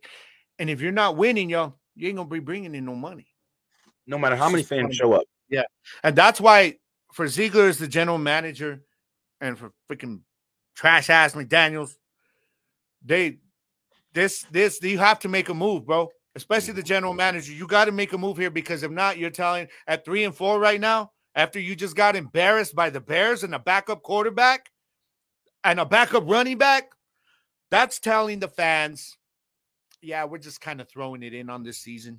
Mm-hmm. So if you don't make a move, that's what's going to happen. You're going to end up losing Devontae Adams at some point for peanuts and get nothing back. Now is the time, while his iron is hot, you strike now. You get you a first-round pick and maybe like a fourth-round pick, and you're set for your draft coming up. You can start possibly a player, possibly even a player that you can develop and help build around and build in more players. They just got to use their brain, man. They got to use their brain. Yeah, I just don't know if they're going to. I mean, don't ask ridiculous prices for this dude that nobody's going to want just so you can tell him, well, we were trying to move you, but nobody wanted to pay what we were asking. Of course not. Of course not. This receiver, while he still plays at a high level, he doesn't have much of that left in his career. So a team isn't going to give you enough draft capital that for down the line for a player that they're going to get the best of for 1 or 2 more years. This is not going to happen. It's not going to happen. So I don't know. Raiders, though, y'all better do something, man. Y'all better do something. Do something, brother. Shit, man. McDaniel he is on the hot seat. He was on the hot seat when he got hired. Yeah. In my opinion. And now we're seeing why so many people trashed that hiring. They trashed it because they were like, this is horrible. At an OC than he is as an H. Yeah. And we've seen that. Some coaches just belong in an assistant or a coordinator role. And that's where they shine. Former Detroit Lions head coach, Jim Schwartz, had a decent career as the Lions head coach. Even made the playoffs, I believe, once or twice. Look at him now, successful as hell. Yeah. Coaching the number 1 defense in the league, the Cleveland Browns. There's just some guys that just do it better. Jason Garrett, obviously, very good offensive coordinator, head coach. He was trash because he didn't have the discipline with the players. You just see it with different coordinators. And I'm sorry, McDaniel's not a head coach, man. And I would hate it if Dallas had made that hire. I'd be like, God damn you, Jerry. But no, I'm not. Raiders fans are livid right now. And I see some of these Raiders fans are still trying to be confident. And I respect that. But right now, well, as an outsider looking in, your coach, your GM right now, I don't know about that confidence, man. I'm just saying. I feel it. But y'all know what time it is, man. It's about that time. One of our favorite times of the show. You know, every week, my boy hits us with Mail time.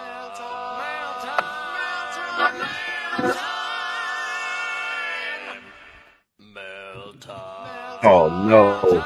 Doubling up on it today again. In case y'all didn't know, it's mail time. Just in case y'all didn't get it the first time. You know, if you ain't get it, now you know. But Yeah. my boy had asked, since this whole merger was just for one league to take over the other league, do you think it will last? It's a very good question. Oh, I see. Now, if you don't mind, I'll jump in on this first.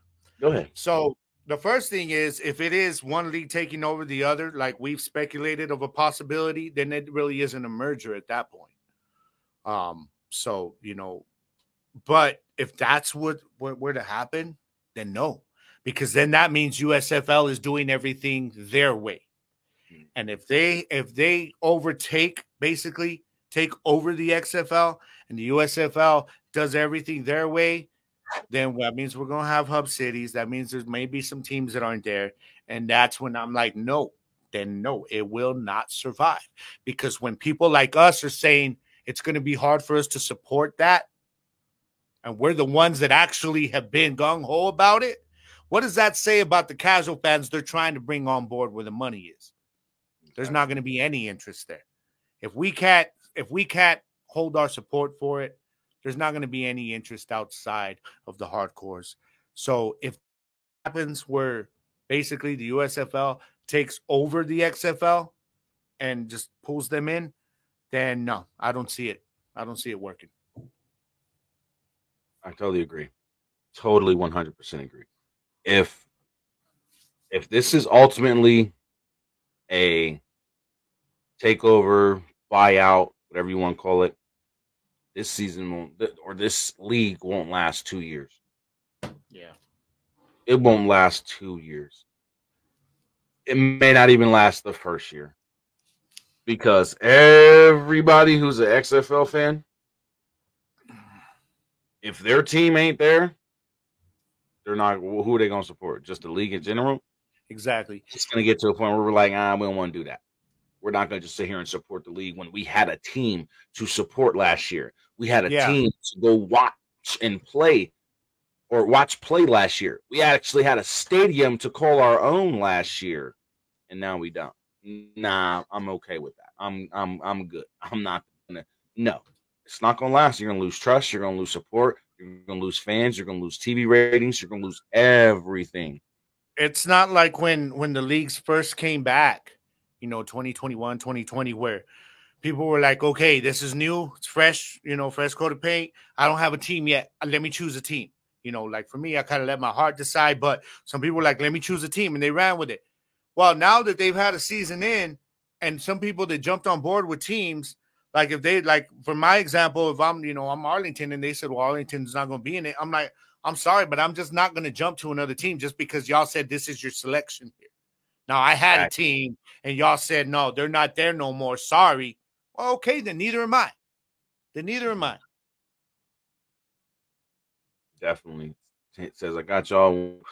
Well, at the time I thought it was a merger, but who knows now? Exactly. None of us. It is a merger. Yeah, it is in merger. They're saying merger. They're saying merger. But from what the speculation is, 12 teams, 8 USFL, 4 XFL, that's a buyout. No. That's That's a buyout. Yeah. That's a straight takeover and a buyout. And the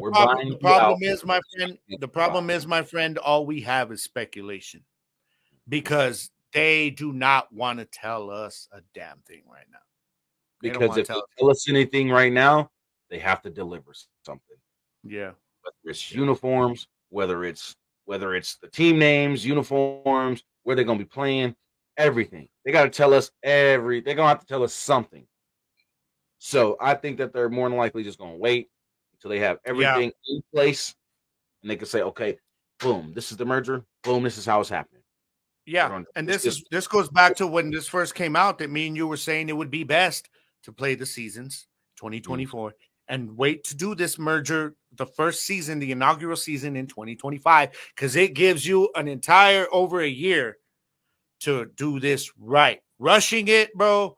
You know what rushing it does? Exactly what we're doing right now. Oh my God, what are we gonna do? What are we gonna do? No, we don't know. We don't know what we're going to do. Into a failure instead of a success. Yeah, and that's what they don't want. They don't want this to ultimately become a failure. They want it to be successful, so they got to do it the right way. Yeah. They got to do it the right way.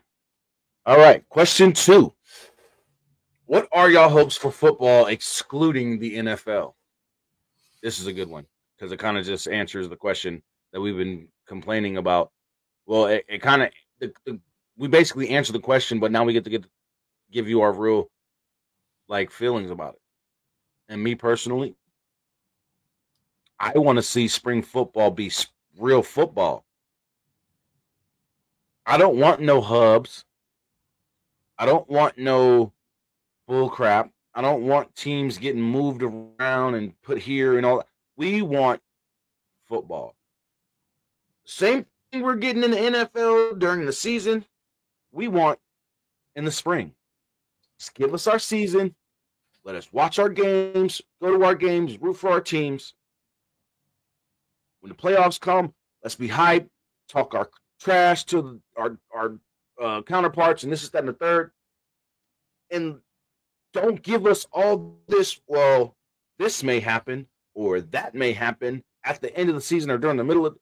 Let us watch football. Let us enjoy the season. Give us 16 damn teams. Set it up to where they're playing each other. Just give us basically another version of the NFL. Give us a spring version of the NFL as far as what we're watching on television.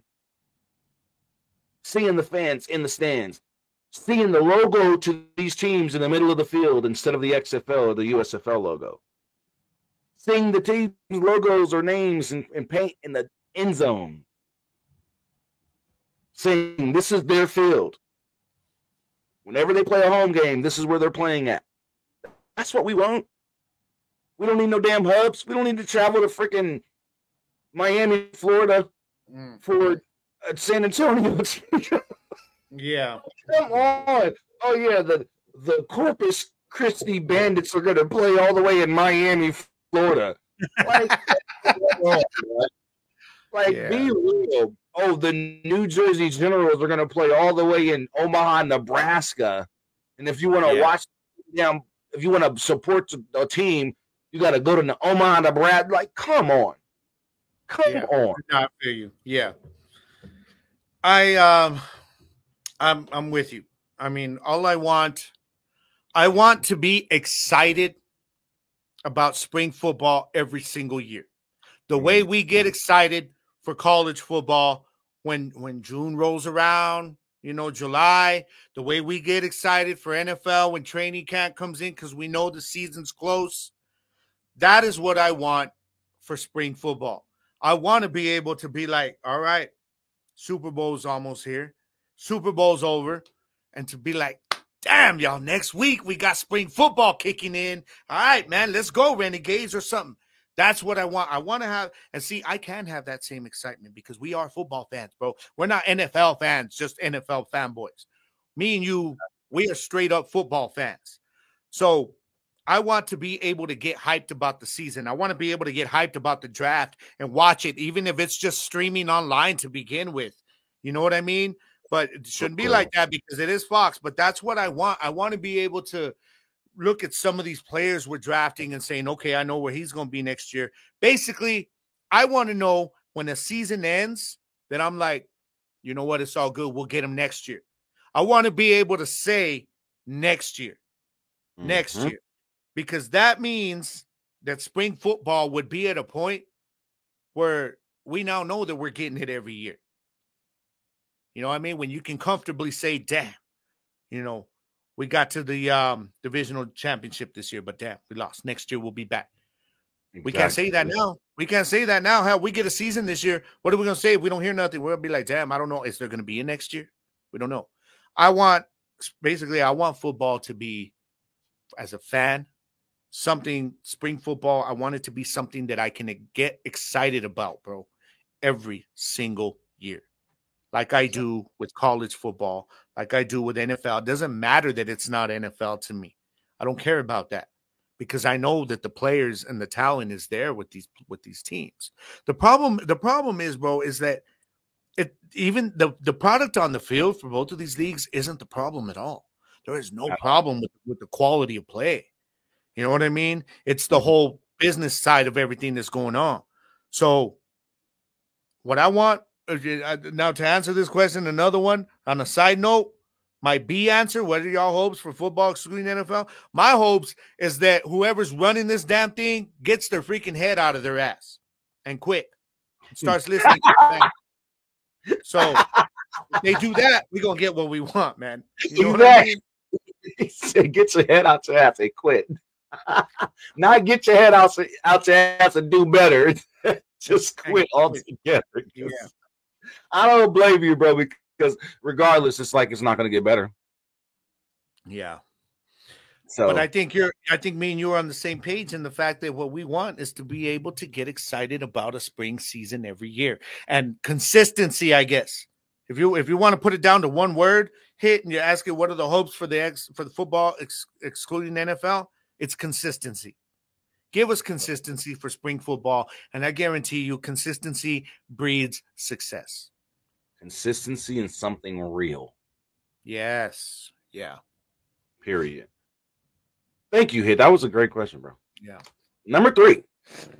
Does all this behind the door talk affect y'all as a fan, or do you not care what is talked about behind those doors? Go ahead, Gabe. We've kind of touched on that. It does affect me as a fan. It does. Because if y'all ain't giving us nothing, then we start speculating, like we've been saying. And as a fan, speculation is never good because that means that nobody knows what the hell is going on. Nobody knows what's coming. And if y'all are behind closed doors talking about stuff but not giving us anything to be hopeful about, then that just tells me that maybe they don't know what's going on yet either. And as a football fan, I'm not very excited about that. It's making me lose interest. I'm already losing interest in your new league before you even announced a new league. You know what I'm saying? So, yeah, as for me, as a fan, I do care about whatever's being talked about behind closed doors that we don't know about because speculation is just pissing me off. It's irritating me. It's frustrating all of us. And to where we're just like washing my hands of this thing, man. Y'all ain't never going to get spring football right. That's the way it's starting to look. Give us something, man. That's all I'm asking. Give us something. Let us know. Look, y'all, be patient with us. We're hearing you. That's all I want to hear. We're hearing you. We're still trying to work stuff out, guys, but we're hearing you, all right? Be patient. If they were to come out with a report, bro, saying something like that, I'd be like, okay, I'm cool for now. They're going to come soon, but that's cool for now. That'll hold us off at least for another month. To me, you damn right. You damn right. I want transparency. Yeah. Please give us some type of transparency. Something. Let us know just a hint. A little pinch. We just want a little pinch. You know, sprinkle something out there. Like, hey, like you just said, hey, this is what's going on.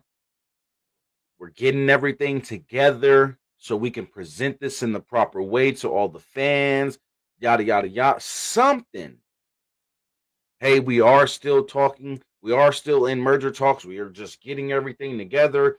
Whatever the case may be, give us something that is transparent and consistent. Yeah. It goes back to consistency. That's the thing that we've been having a problem with these spring football leagues. Being consistent with everything from the business side to the football side. Nothing has been consistent. We need consistency and we need transparency. So yes, I want to be in the damn room if I could be. I'd want to be in the room with them head guys. I'm gonna be right there. Y'all go ahead. I'm listening. I'm taking You notes. know what I'm saying? That's what I want to do. I'm with you. Yeah. Because at the end of the day, I want to be able to say, okay, there's going to be something successful coming out of this. I want to be able to feel that when I hear something from these upper guys and making an announcement.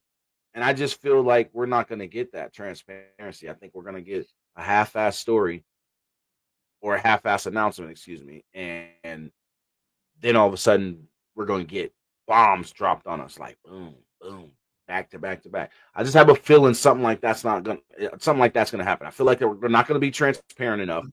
They're not going to really be open and honest enough. They're going to hit us with a little bit and then drop bombs. And then I'll tell you one thing, bro. They drop might not be good bombs. They might be something going to F up the league. Exactly. And what if they do come out? What if they do come out and say, "Look, we're going to do 8 hub cities," and it's like we've been waiting to hear something for months from y'all to hear that. No, I'm done. Yep, I'm done. Exactly what's going to happen. You will lose the entire base. Well, damn near the entire fan base. Period. You will lose damn near until you have maybe 15. And if it's not all of it, if they don't lose the entire fan base, they won't keep enough to survive one season. Yep. Because look at COVID season with the cult support that spring football had this last year, bro, and it wasn't enough to keep them from trying to merge, right? So, what do you think is going to happen if you piss off the fans that have stuck? And you're not. I'm sorry, your new league is going to be dead in the water before it even takes off. And all that's going to hurt, bro, to be honest, yes, it would suck for us football fans, but what it's really going to hurt, man, is these players.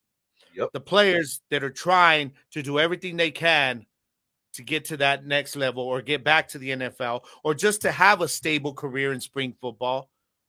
You know, and the bad thing is it's always corporate heads that make these damn decisions. Yep. And it affects everything else, you know, down the ladder, man, and it sucks. Because all we want is some football every spring, man. Give us some good football. And them corporate heads, all they want is money. They don't care. Yeah. As long as they're getting their return on their investment, their young Roy, as we like to call it. Yeah. And as long as they're getting a return on their investment, they don't give a damn. They don't give a damn what we think. And that's what's going to hurt them. But I'm telling you, they give us the only way a new league takes off, bro, I'm telling you, is with strong fan support.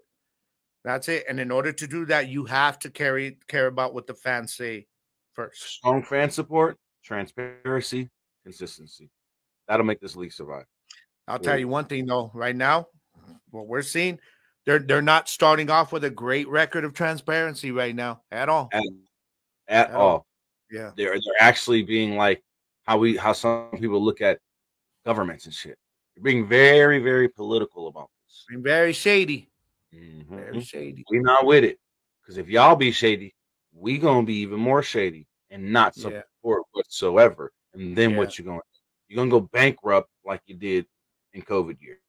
That's all I'm gonna say. Mm-hmm. But instead of it just being one league being affected, it's gonna be 2. Damn it! Bring back the AFL.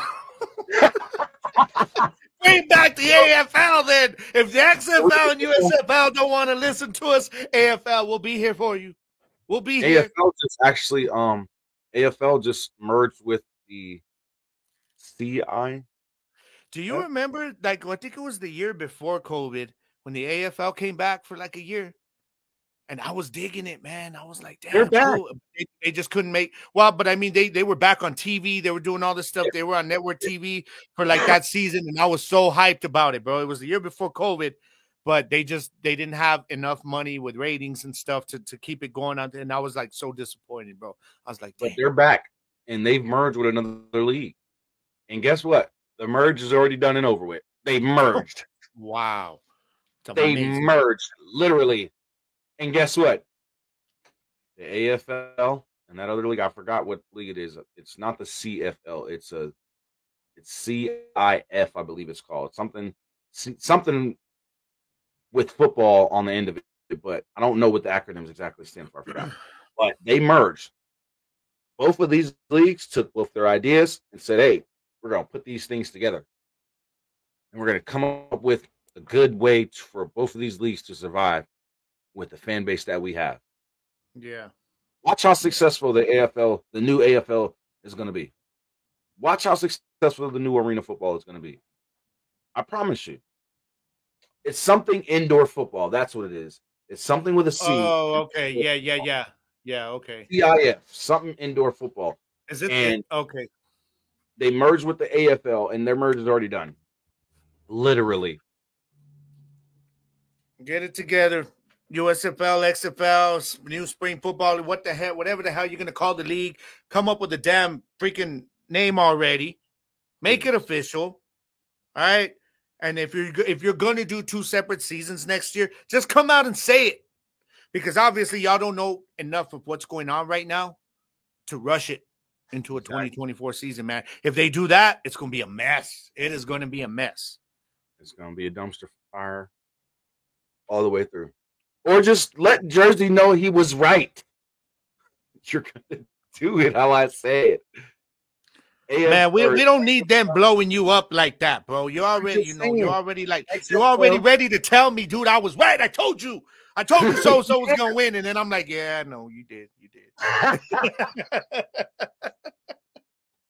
Well, that's the love of the show, man. I love it that we're able to, go back and forth with each other on and have our own separate opinions. And when the outcome happens, we're able to go back, talk about it, have fun with it. I can talk my ish, you can talk your ish. But I'm telling you, the 49ers are going to lose this week. And it's all love. I got the Niners winning this week. I got the Niners win. Cowboys fans saying that with so much passion. You hear that? A Cowboys feel. I got the Niners winning. You know what I'm saying? Yeah. No. That sounds so bad coming out of your mouth as a Cowboy. That was messed up, huh? I didn't realize the blasphemy of how I said that until I saw you kind of emulate that, and I'm like, damn. Yeah. All right, let me redo this. Hold on. Let me redo it. That was a rewind. I got the Niners winning this week, man. Thank you. Take that excitement out of your voice. Yeah, see, you take that damn bass out your voice. Getting all excited and shit. Niners gonna win. I hope they lose just so I can be like, oh, man. Damn it. Now, yeah, no. This is a question from Hit that was held over from last week to this week since you were not here.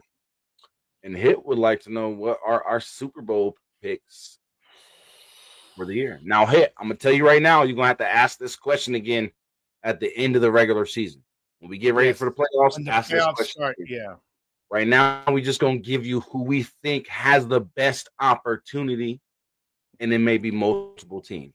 So. Maybe like I'm willing to say we give maybe 2 teams from each conference that are probably right now, as we hit halfway through the season, they're probably looking the best right now as an opportunity for the Super Bowl. So I'll go that far. Okay. I'll go that far. So who you got, Gabe? This is interesting. He's made me. I've been thinking about this the whole show. Who do I really want? All right. Now you're not gonna like this first one. And I'm gonna bring the enthusiasm down a little bit because I'm not enthusiastic about it. It's probably on my list, dude. I'm not ready to throw the towel in on the Niners yet. As being atop the NFC. I think they're getting hit by injuries right now. And we're seeing that. It happens with teams. This is where they hit that adversity stretch. And with that defense, we all know this. When you have a defense like that, bro, you're going to be there. You're going to be there. So I think first of all for the NFC, it would be the Niners. Now, the second one of the NFC right now for me is I wish I can answer this after next week's game. Kind of, you know what I mean? But after the Eagles and Cowboys, because it's going to fall to one of those 2 teams right now. I'm not ready to do this whole thing that all these people were hyping up Detroit. And I said it last week. When they got blown out by Baltimore, I called that. I knew Baltimore was going to expose them because they were a real team, a real defense. They had their defense while they were playing good. They hadn't played a quarterback like Lamar and the weapons he brings. Because Geno is not that explosive. No. Yeah, he's not. Gino is more better out of the pocket. He's better in the Yeah. pocket than he does, where Lamar can just take off on you and run for 30 damn yards. So I'm not ready to put Detroit there. Oh man, I almost want to do like a 2A and 2B with the Eagles A and Cowboys B. I can maybe revisit it after next week's game to see who the front runner for that would be. But if I had, I couldn't pick one of them as the B right now. But I think I would have the Niners and then the Eagles as a 2A just because they are on top of the division right now. And then Cowboys as a 2B. Now, if I go to the AFC, I got Kansas City, of course. Kansas City on top. Now, the second team, bro, becomes, like you said earlier, the AFC being so competitive. I mean, there is probably a handful of teams that I can pick for that second spot of being a Super Bowl contender right now, favorite. You look at Baltimore. I just talked about what they did to Detroit last week, which was big. They sent the message there. Then you've got the Steelers, who quite sneakily are sitting there at 5-2, even though they haven't played like their record at times. If they get it together, and then you've got a team that I was looking at Jacksonville, okay, but then I'm just like I'm not ready to bury the Niners from that top spot in the NFC. I'm not ready to bury Miami from being a Super Bowl contender in the AFC. I get it. I saw what happened in that Philly game, but if anybody watched that, we do know it's true. Officiating played a big hand in the turnout of that game.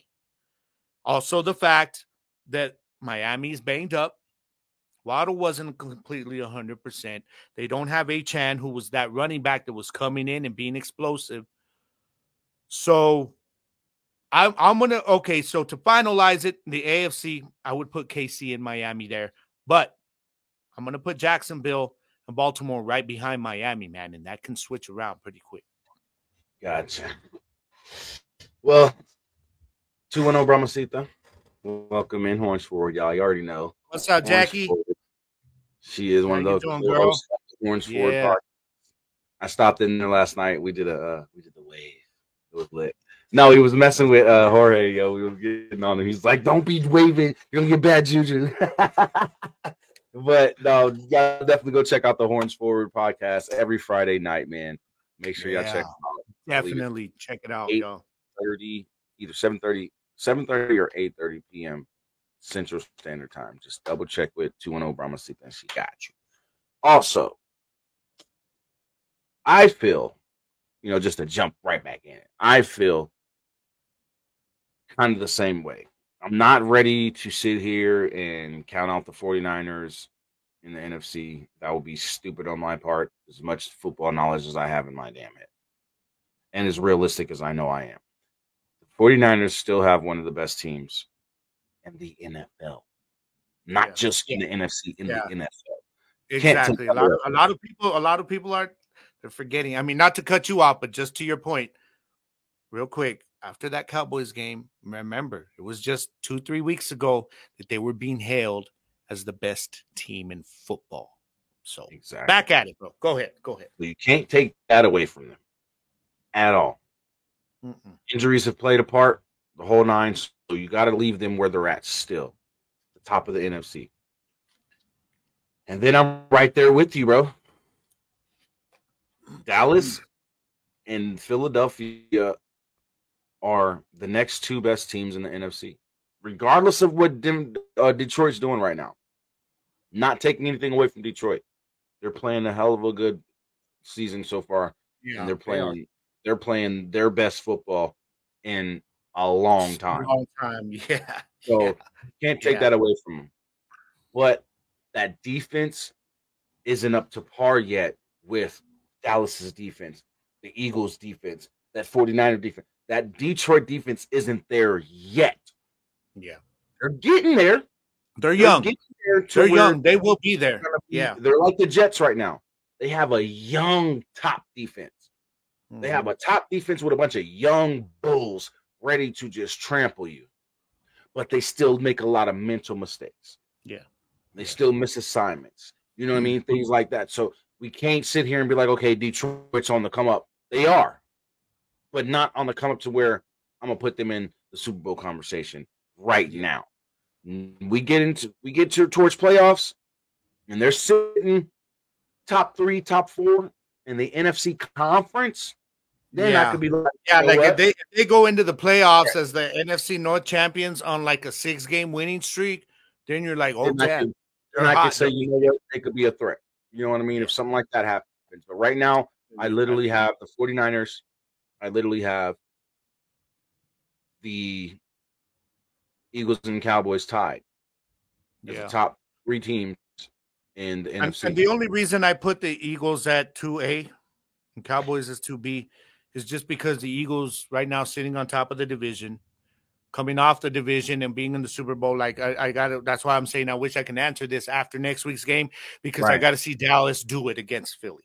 You know what I mean? If we beat Philly, then I got to put Dallas at number 2 with no problem. Like they're going to be my number 2. You know what I mean? And then depending on the rest of the season, we could be looking at Philly slipping, because again, Washington and Philly split last season in divisional matchups. You know what I mean? So we could be looking at a funny ending to the season. So we got to just keep paying attention to that. Now on the AFC side, Kansas City, Miami. Period. Now, Baltimore is right there in third for me. Okay. And the reason why I say that is I trust Lamar Jackson more than I trust Josh Allen. Absolutely. Absolutely. More than I trust Trevor Lawrence right now, because Trevor Lawrence.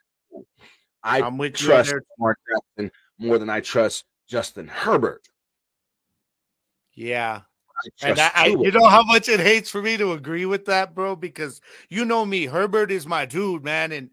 But bro, Justin Herbert will not be, for all the freaking talent, arguably one of the most talented skill-wise quarterbacks in the game today. Not even arguably, he is. But he will not be considered elite, bro, until he can show that he is clutch. And right now, since he came into the league, he has more interceptions in the fourth quarter than any quarterback in the league. Now, a lot of that is game script. It's the fact that the defense can't keep a lead. But either way, what do they say? When you have those great generational quarterbacks, they are generational because they are capable of basically hiding everything that is wrong with your team with their play. Yep. That's where Herbert needs to be. So as much as I hate to say it, I agree with you. I trust Lamar Jackson probably more than any quarterback in the AFC right now, not named Patrick Mahomes. Or Tua. That's how much I trust Tua, yeah. But I think a lot of my trust with Tua has to go with the thing with Tua for me just has to go with who he's throwing the ball to. I mean, I trust Tyreek Hill to make a damn play. I trust Tua. You want to know why? How many bad choices? Let's really look at Tua's career. Now, when he first came in as a rookie, we got an argument there. But since he's become this top tier quarterback, how many bad throws does Tua really make? Not a lot, but don't worry. Oh wait, no, there ain't no but. There is a but. No, how many times does Tua stand back in that pocket? He goes through his progressions and he throws that ball on point, whether the receiver makes the catch or not. I like Tua, but I'll tell you though, that interception to cost them the game against Philly the other night, we threw it to the end zone. That was a bad throw. That was bad. I mean, I don't want to say the throw was bad. It actually was a good throw. Okay, I will give you that. It was a bad decision because the safety was right there. And I don't think the Buccaneers game just this past week. It was like the Buccaneers game on Thursday. That pass was right there. If Godwin would have turned around just a split second.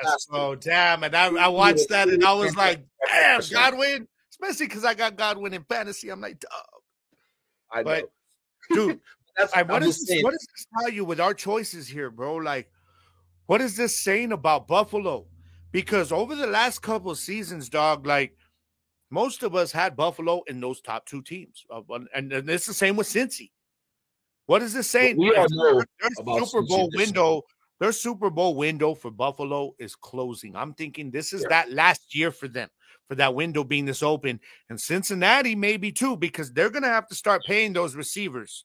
They're going to have to start paying. They're not going to keep everybody. They're not going to be able No, to. you're right. Mixon, You're right. Mixon's probably going to. I mean, Mixon got an extension, but look at him this year, bro. He doesn't look like the Mixon we're used to seeing. So there's The been no only run player on the Bengals team right now that looks like the same old person. Ja'Marr Chase. Ja'Marr Chase. Tyler Boyd isn't as effective as he was last season or the season before.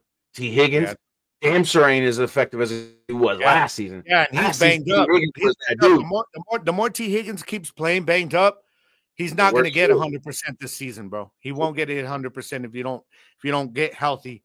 But it's just, I guess I brought it up because it shows you how much things have changed in just a couple of seasons, man. That people don't have Buffalo and Cincinnati in that top tier of elite AFC teams.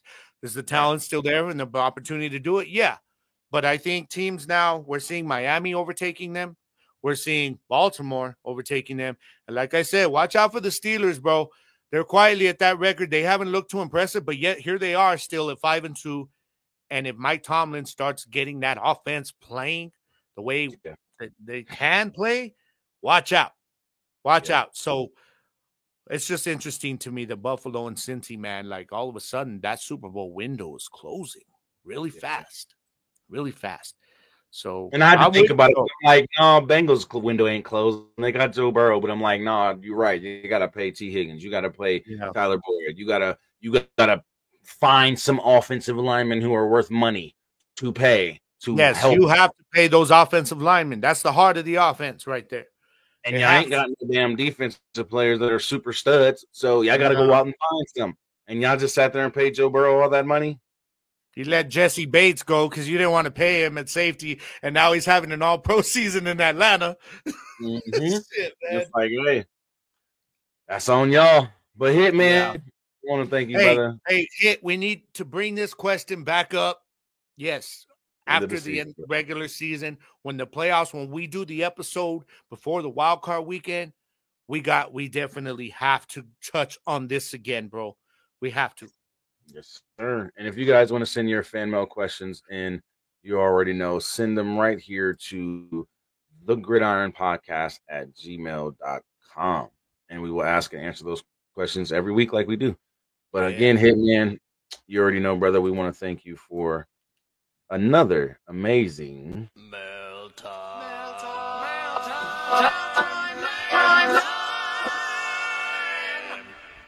I don't know why I love that. And just in case y'all didn't know, that was mail time. Brought to you by the Gridiron Show. Yes, sir. And hello, Jersey the King, Double OG, and Hitting himself. Yes, sir. Mail time. No, but before we get out of here, man, you know we talk about college football as well. Mm-hmm. Gabe, I want to know, who do you have so far right now in the season as a Heisman candidate? You can just give me 3. We don't even have to do 5 yet. Okay, so I'm going to give you, I have my 3 right here. Sorry, I'm just pulling up my little notepad list that I have here. All right, so I'm not like some people who are kind of ready to throw it in on Caleb Williams. I'm not ready to do that, regardless of how his team has been playing defensive side of the ball. For me, Caleb Williams is still there. I don't know if he's the favorite still, but he's still up there among the top 2 favorites. I feel like Penix Jr., though, is kind of being like, quarterback out of Washington, y'all. If y'all ain't been seeing this dude, well, start paying attention now, because the guy is playing at a very high level, the quarterback position. So he those would be probably my top 2. And I'll give you one more. All right, I gave you Caleb Williams. I'm going to go with Oregon quarterback Bo Nix. I think he is another one that is playing at a very high level. I almost wanted to go with Harrison here. I was very close to putting. He's probably a very close fourth place for me, but I'm gonna go with Bo Nix just because the way he's got Oregon playing, and while we said before the show that USC has gotten kind of playing, their defense has started playing worse as the season's gone on. I think Bo Nix has elevated Oregon playing even better as the season has gone on. Yeah.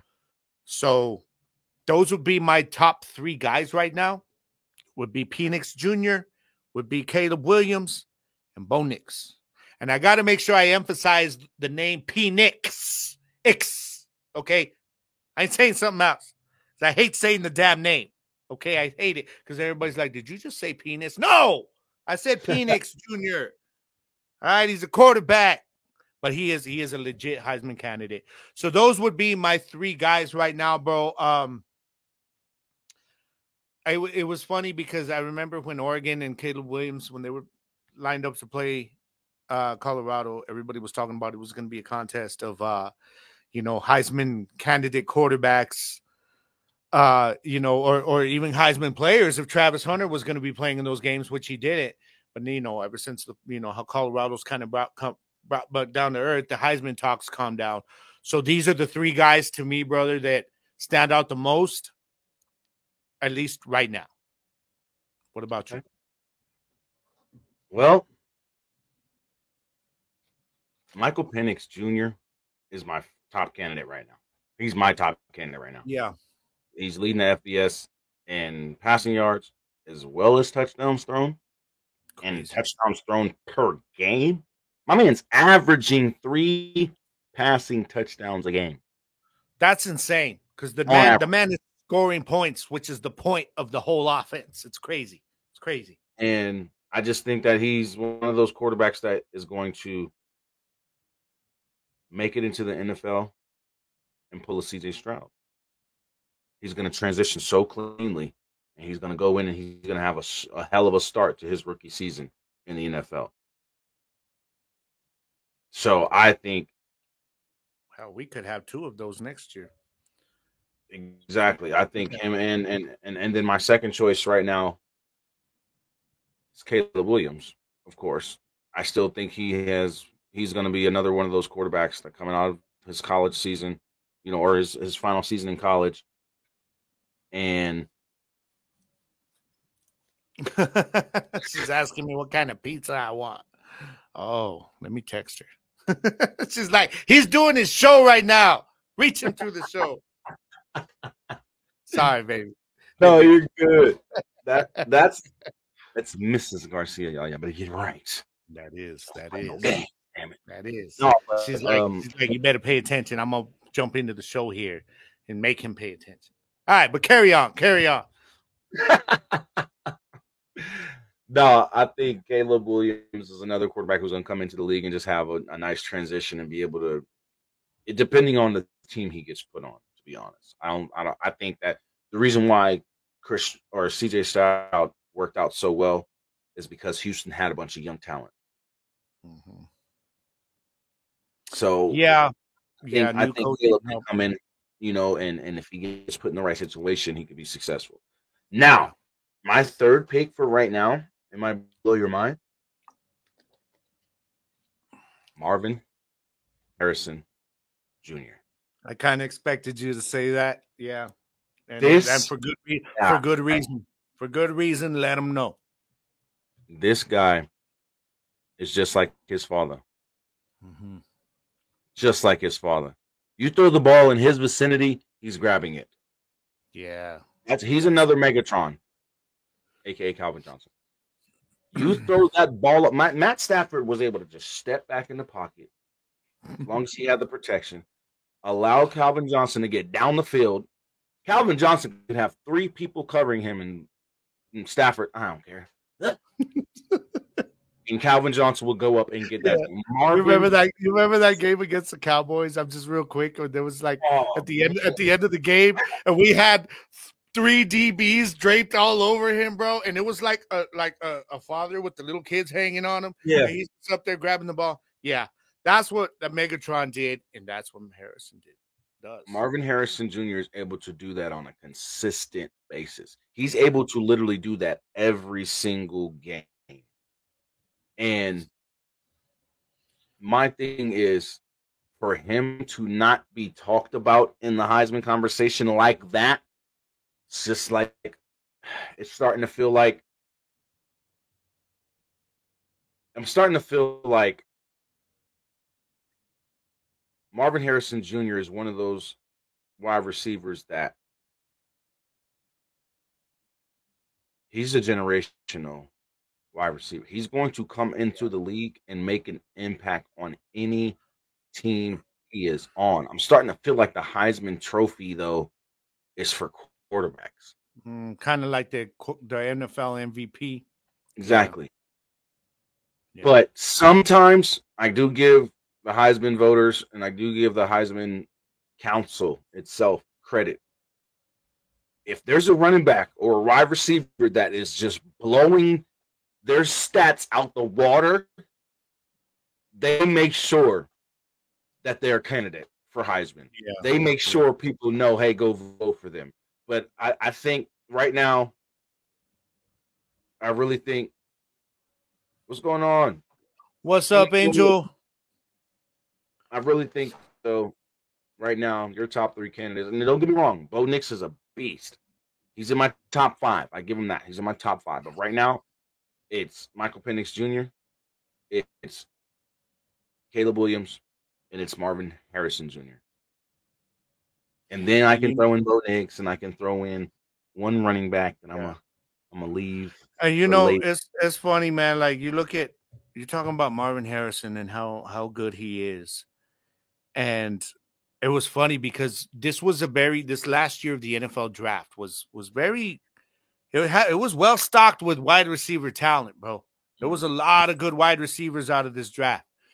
But it's funny because the more people talked about the wide receivers, Marvin Harrison's name would still come up. And I was like, he's not even in this draft. But that goes to tell you, the teams were like, well, so-and-so can take this receiver now, or they may want to wait and see if they can pick up Harrison. Because Harrison is that kind of receiver, y'all, that he's going to have a Justin Jefferson effect on a team when he comes in, which means he is instantly going to be the priority on their offense. I don't care who it is, what team picks him up.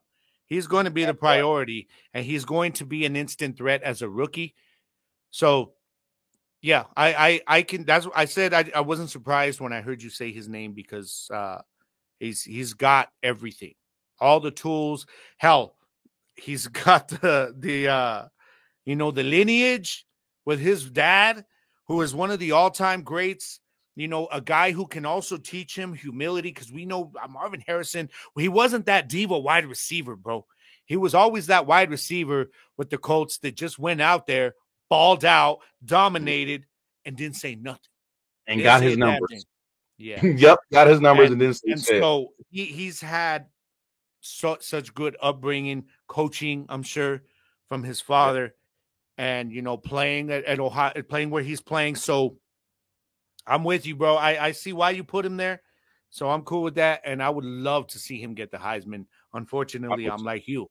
I'm thinking, the days of Charles Woodson winning the Heisman as a defensive back are over. Those are gone. It's become a popularity contest. And let's be honest, bro. Just like in the NFL with the MVP, what is the most popular position on every team? It's their quarterback. So, unfortunately, I think you're right about that. But, yeah, I would love to see Marvin Harrison Jr. sneak away this season with a Heisman and take that with him to the pros next year, bro. That would be so dope.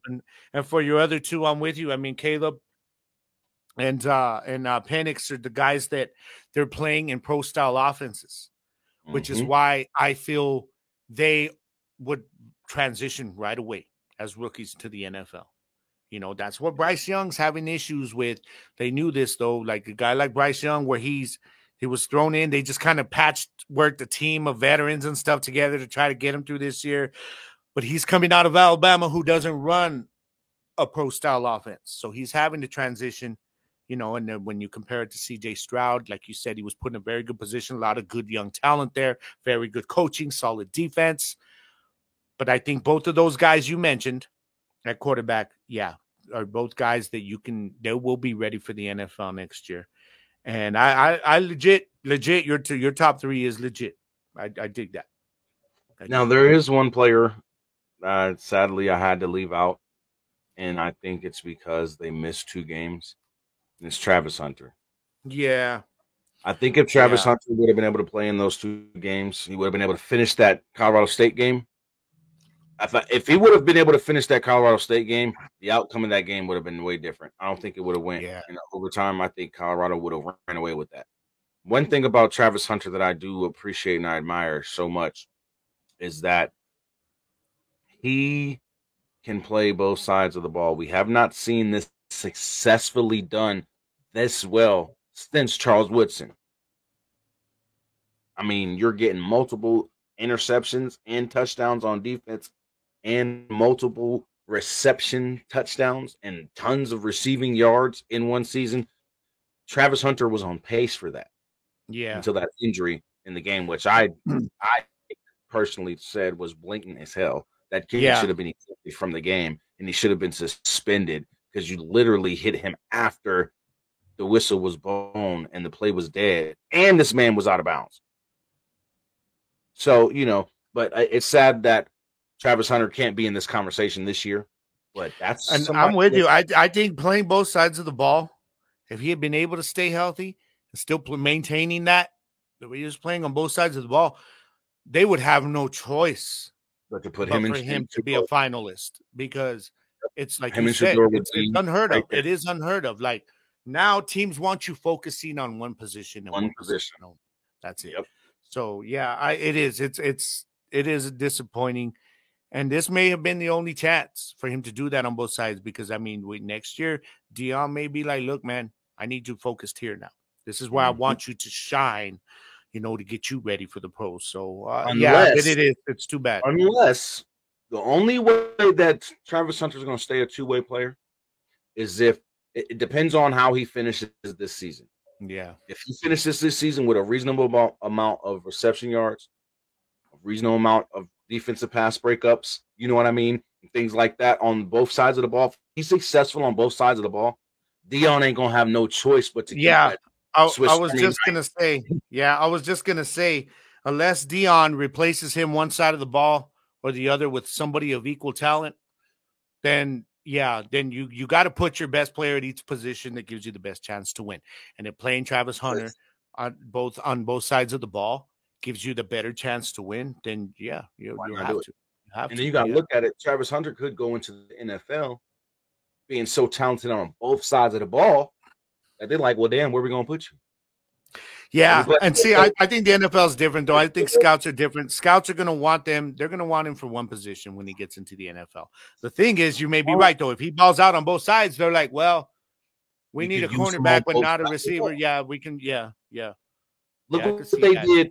Look what they did to the quarterback. I just don't think. I think the way teams, because of the amount of money they put into players now in the NFL, I don't see them wanting him to be on both sides of the ball full time like that, because of the fact that the risk of injury is more. They're always looking out for the players. But like you're saying, it would be a hell of a deal. Hell, you could just have him as your cornerback, and then let's say your starting receiver goes down for a game, your wide receiver too, and you're like, hey, well, we've been working you at practice. You're familiar. You played at a high level in college. So you want to try to give it a shot for a week? Let's get him in on some play. I could see something like that working out. I could see that, because it would help his draft stock a lot, bro, if he plays both sides of the ball. The way sports are changing. Like, let's take baseball real quick for instance. D-backs, baby. We got to win tonight. Okay, sorry, just saying. You brought up baseball. I had to go there. Shohei Ohtani. First player in a long ass time who's been successful on both sides. Yeah, that guy is a monster. And bro. Daddy. Damn. So this is my thing. Great comparison, by the way. Great comparison. You look at how the game of baseball is changing. The game of basketball is changing. The game of football is changing. Quarterback position, for instance. Quarterback position used to just be stand your ass in the pocket. Yeah. And I'm not going to bring up race in it or nothing, but when black quarterbacks started coming into the game, then you start seeing that mobility. Yeah. Then you start seeing more black quarterbacks come out. Now you're getting all these different black quarterbacks who have now made it a staple to where being mobile is very helpful. It'll raise your draft stock. So now you have all these white quarterbacks doing the same thing. I'm going to make sure I'm fast. I'm going to make sure I can move. I can make sure I'm able to be agile and have some speed on me. So this is why I say that Travis Hunter could be one of the first players ever to come into the NFL and play both sides of the ball on a regular basis. Because if he's playing over 100 snaps a game in college, and he's training his body. That is a hard. Bro, my uncle is 65 years old, and he runs 5K to 10K miles, bro.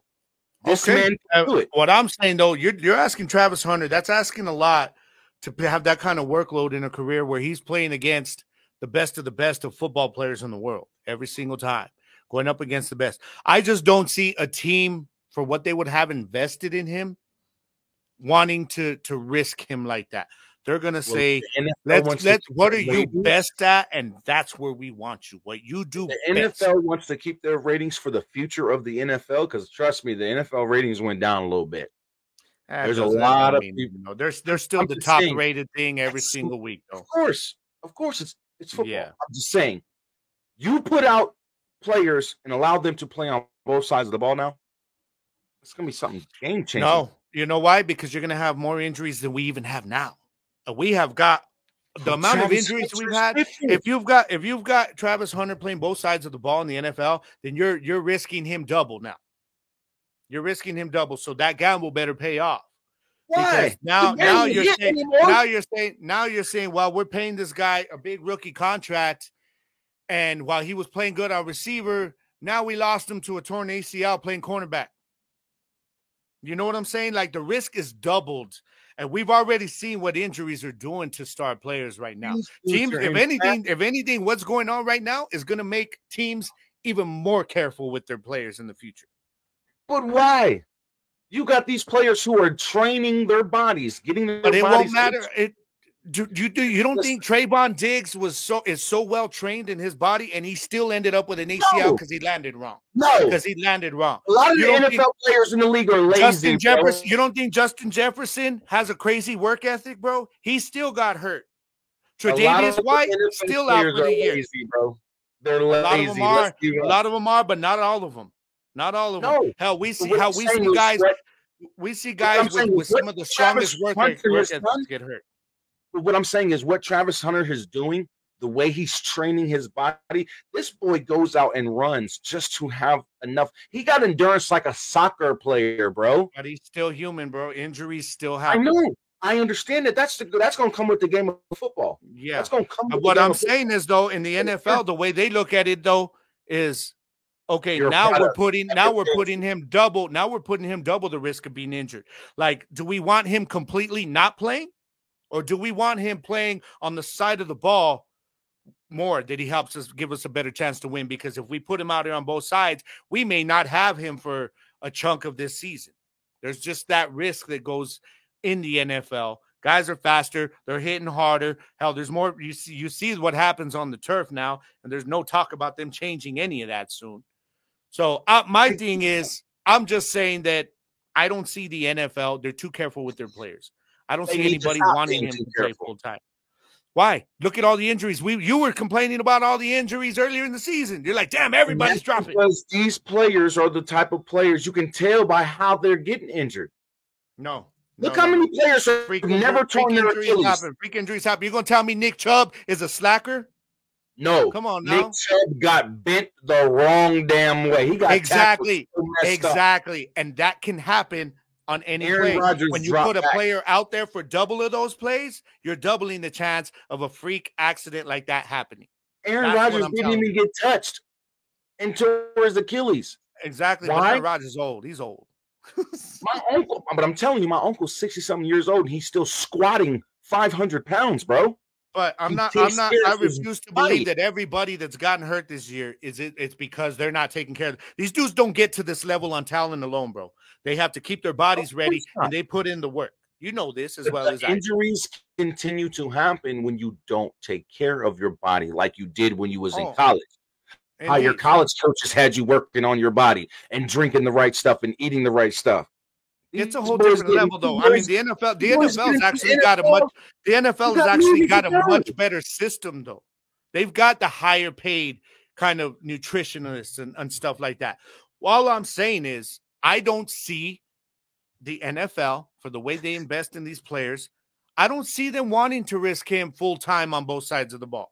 Maybe part-time on one side. I just maybe put him on a depth chart as a cornerback down the line in case you need him. I just don't see it as full-time. I get it. I just think they should try it. Try it out for a season. Allow him to be the first person to do it.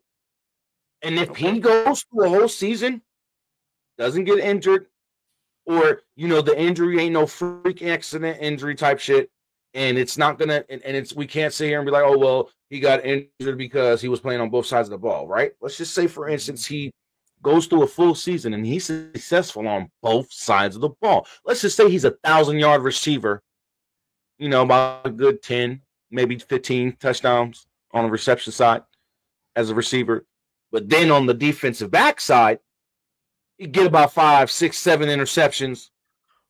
I just don't see that being sustainable. I just don't. I mean, as good as his body is taken care of, I just don't see it.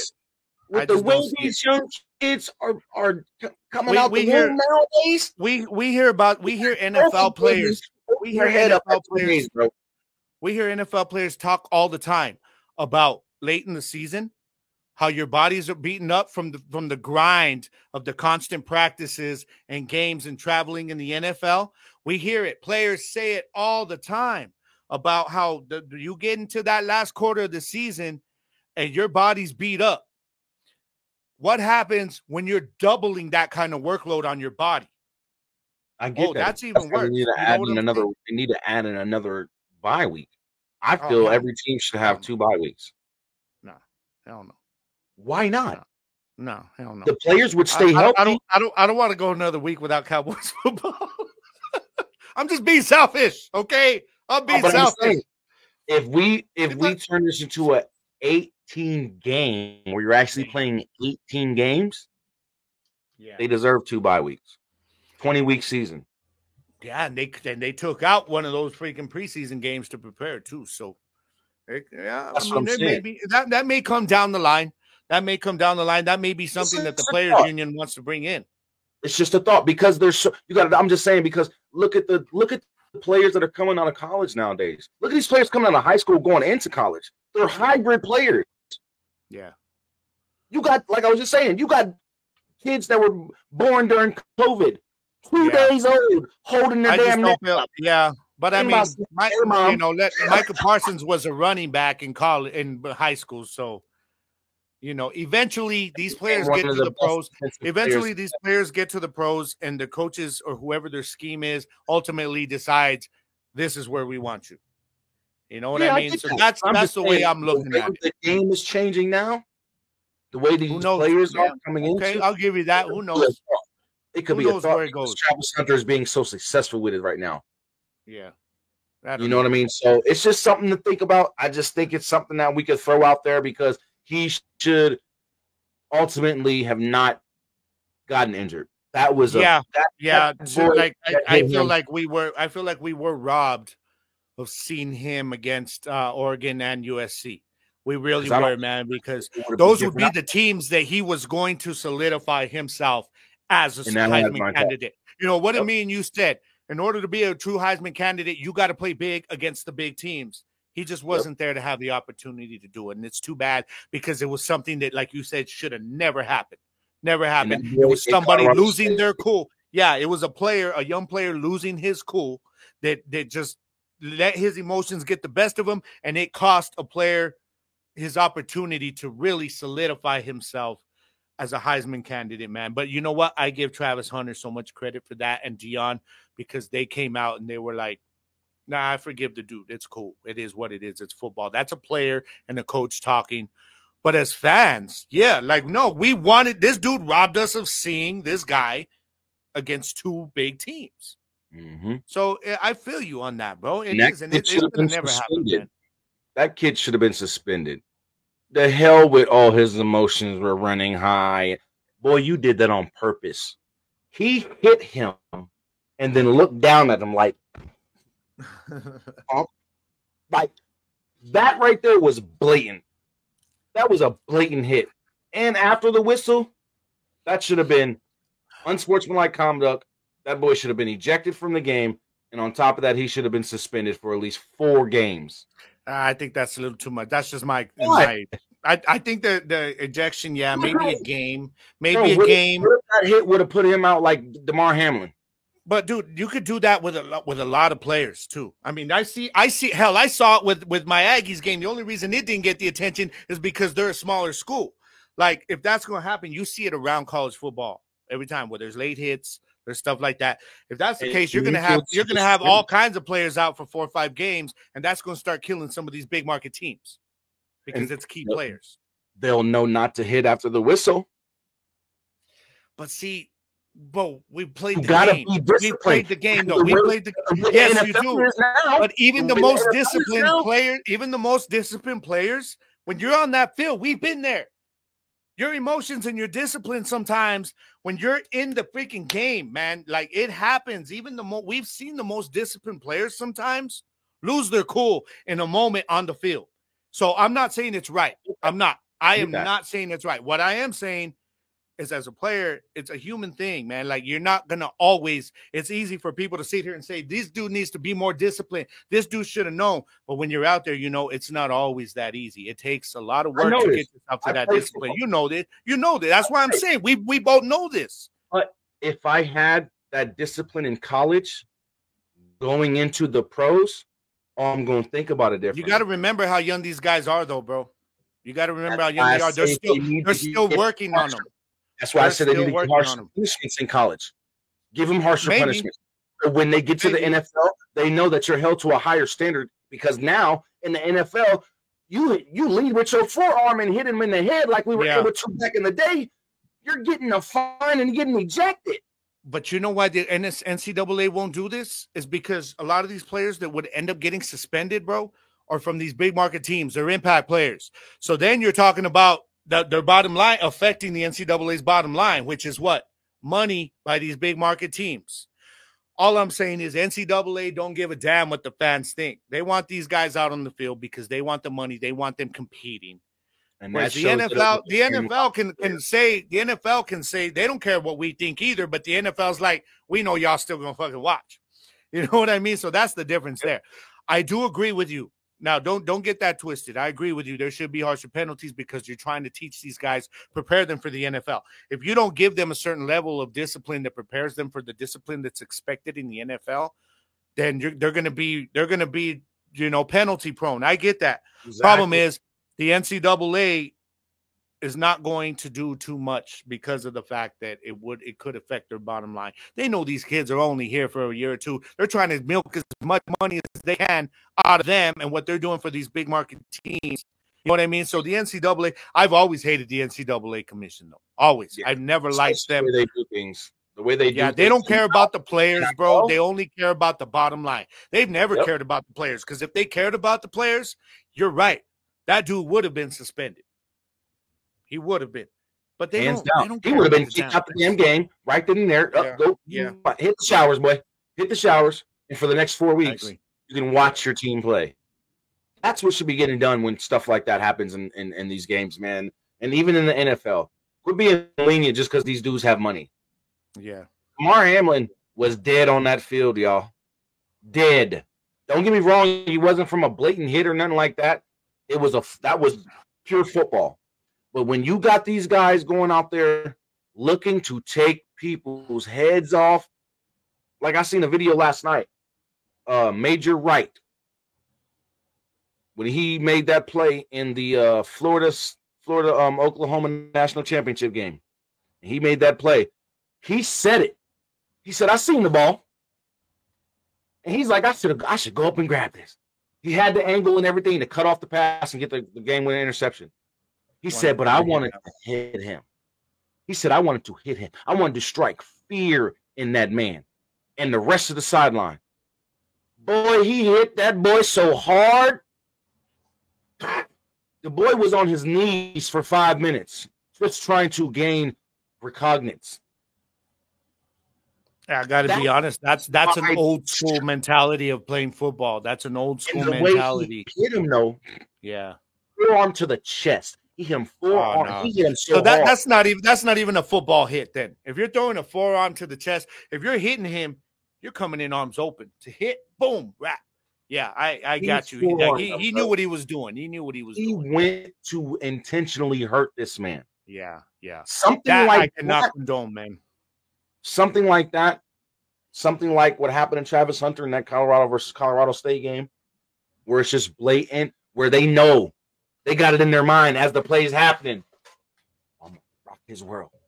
Bounty Gate, bro. Look at Bounty Gate. The hell with the ball. It's legit. Yeah. Take his head off. Boom. Now you got this guy over there hoping and praying that and I'm gonna tell you something. You know why that's another toxic way of old school thinking? Is because in that case, you're not going for the ball to help your team. You're trying to hit him for your own personal satisfaction, and that doesn't help your team. So that's some selfish stuff right there, man. Yeah, not definitely something I would not condone. Hell no. I just think, all in all, the NCAA needs to get a little bit more stricter on their rules and things like that, and they need to be a little bit more. They need to be a lot less money hungry and a little bit more caring, because these kids are going in. These kids are going into the NFL. Some of these kids are going into the NFL already with concussion issues. I just don't want them to be so anal about it like the NFL, where you can't even breathe on a player. Like you're seeing defenders talk about it all the time. That window where you can legally hit a player now is like getting smaller and smaller, to where, man, we're going to be playing flag football pretty soon. Because you can't even breathe on a player sometimes, bro. Yeah. You know, why they brought flag football to the Olympics? Because that's what we're going to eventually have in the National Football League. The NFL has gone too far with it, in my opinion. So the NCAA, while they need to ramp theirs up, just please, if they don't go as far as the NFL to make it to where you can't even have defensive players, you know, playing at a high level because they're afraid of getting a penalty and hurting their team, man. Yep. You know, that's what it's all about now. Like just in a game we just watched this past Thursday. One of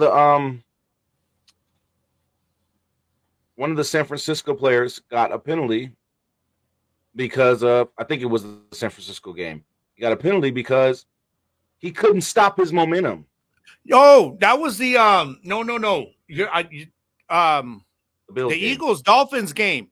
Yeah, boom. Somebody went in, and even the announcers said, but look, he holds up. He literally stops and holds up, puts his hands up like this. He didn't have his hands out. They were like this. And he just ran into Hurts, and Hurts threw a flop, and he fell on the floor, freaking penalty. And I'm watching this replay, and I'm like, where is the damn roughing the passer there? The dude literally... How bad he could? I'm like, if you're gonna get the penalty, then you're just following through and nailing him into the ground. He didn't do that. And that didn't even happen. It's like, come on. You said that. I remembered it because I was so pissed off watching that play, bro. That even the announcers were like, that should not have been a roughing the pass, and that was on the third down. So that extended their drive, man. It was horrible. It's the day out there playing rugby, not football at that point. Yeah, that's a lot. That's a lot. What's going on, man? To be honest. But I just think there's some things that need to change, you know, on the NFL side. I think there's some things that need to change on the NCAA side as well, especially on the disciplinary and the NCAA side. So it's just a lot of things football-wise that need to change in football, you know. And I get it. You're wanting to be safer when it comes to these players and their safety and their health and things of that nature, but they know what they're signed up for. Yeah, in the end, it's still football. It's football. Right. You guys made this game. Guys get hit. Guys get hurt. It happens. It's the game of football. That's why they're paid a lot of money too. Exactly. So I just think if those certain things get taken care of, the future of football will be good. If not, we're looking at flag football in the future. Yeah. In pads, literally, because you'll barely be able to tackle. You know what I mean? And it's going to be pathetic, and then that's when football is going to start declining as a popular sport. It started losing some of its popularity with the different rule changes and things of that nature. But it's sustained a feasible top tier. Where the ish type of thing, and I just think that they've been lucky to hold on to where they're at right now. If some of these spring leagues would have been successful, they could have really given the NFL a run for their money, because the NFL hasn't been giving out the product that they've been giving out the last couple of decades, and people are starting to complain about the rule changes and the hits having to be so soft now, and it's just the reality of the situation. That's just where we're at now. You know what I mean? But yeah, it can't get to a point where we're playing touch football in pads. It can't get to that, because if it does, that's when the NFL will crumble. It's going to take a lot for that to happen, but hell, with Roger Goodell there, or Goodell, whatever, however you say. Yeah, and then they just extended his damn tenure there, man. So what, 3 more years, 3 to 5 more years, until they start holding the referees accountable, bro, which they're not doing. They refuse to do. You can't even talk bad about a ref after a game, or you get fined. Until they start holding accountability for the refs and the poor job they do on the field certain games, then there's not going to be any changes. And right now, it doesn't look like they have any plans to start holding them accountable. JP, right? Imagine next boxing is going to be slap boxing. That's what it's going to be, slap boxing. Just imagine this Tyson Fury and Francis Ngannou fight be a slap boxing match instead of a regular boxing match. You know what I mean? And currently, that boxing match is actually going on, if it's not over with already. But I don't know who won, if that fight already happened. But yeah, man, it's just a lot of things that's changing in sports, man. And like I tell people all the time, look at the NBA, for instance. Everybody's like, oh, the 2016 Golden State Warriors with Kevin Durant and all them would demolish the Bulls in the 90s. Different game. It was a lot more physical back then, man. Yeah. What? Kevin Durant's a toothpick. Boy, he would have been, you know how many times Dennis Rodman would have had him on the floor? And he would have been looking at the ref. Ref, it's a foul. What you talking about, boy? This is basketball. Get your ass up. That wasn't no foul. Yeah, get your ass up. Back in the days, they were tackling people in basketball. You going up for a dunk, they grabbing you out the air and throwing your stupid ass on the ground. What did Michael Jordan do when he got beat down by Detroit? He beefed up, came back the next year. He said, I ain't gonna bitch about it. That's basketball. Exactly. I'm gonna come back stronger. Yeah. And then when they got Rodman, what happened?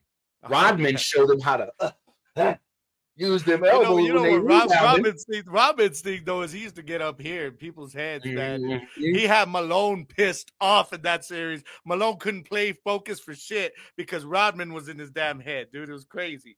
Clowning them about the rebounds, calling them old. Yeah. Old ass can't get this board. Good stuff, man. Those were good days, man. Good days of basketball. And now it's like in both sports, just getting softer and softer and softer. Yeah.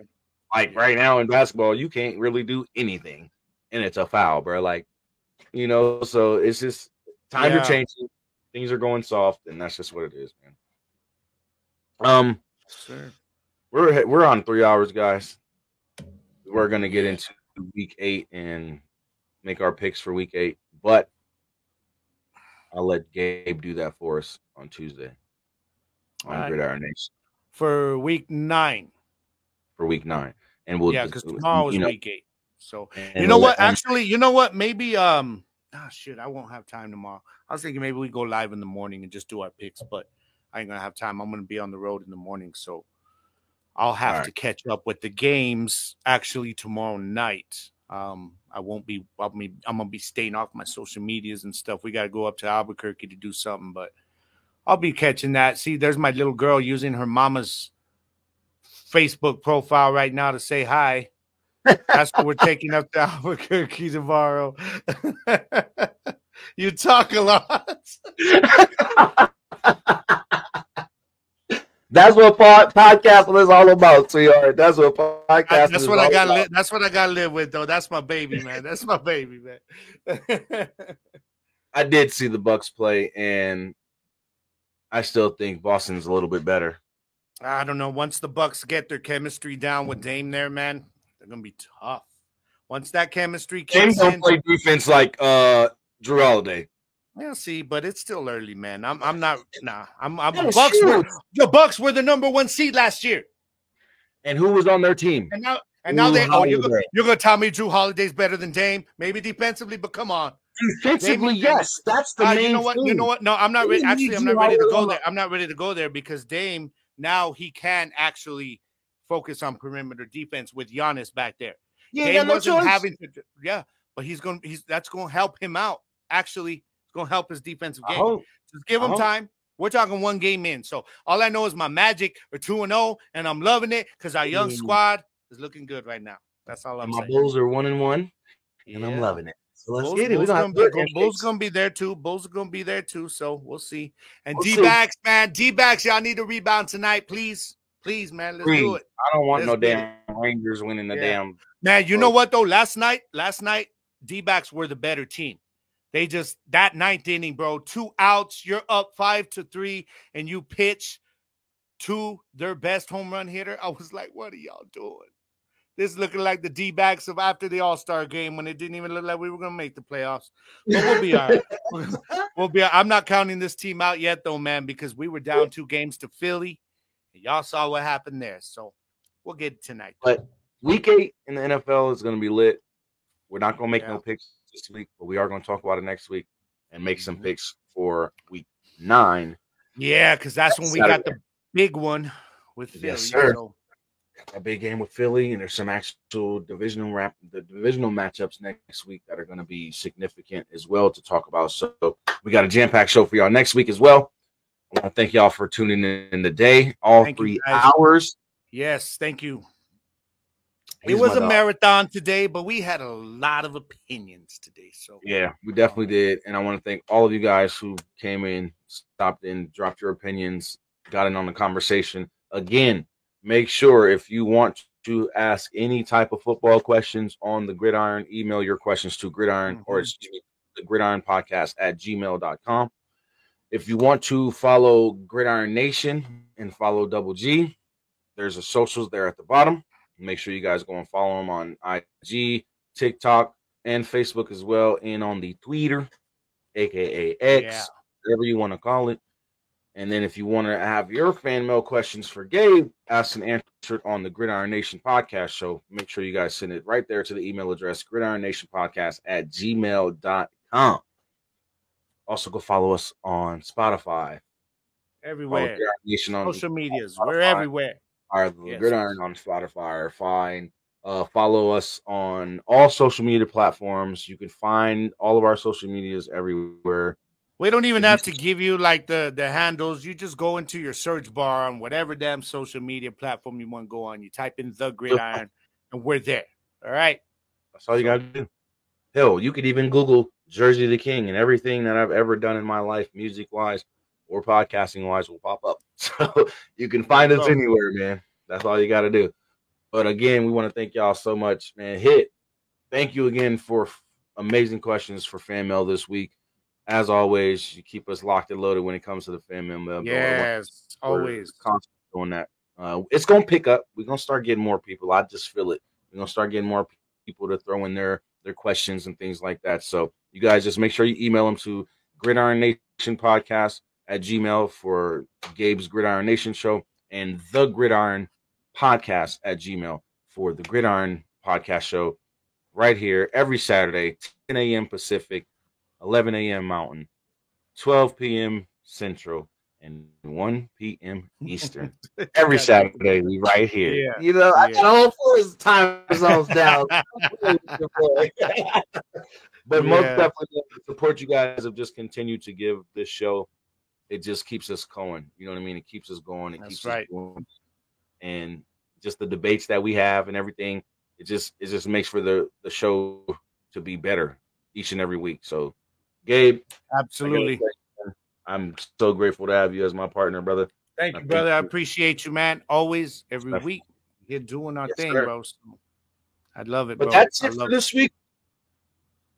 I hope you guys got a lot of information out of this today's show. You guys take the wisdom and knowledge that we give y'all from football.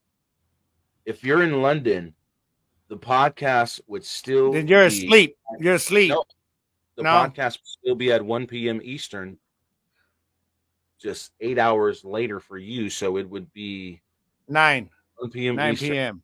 9 p.m. East, 9 p.m. London Standard.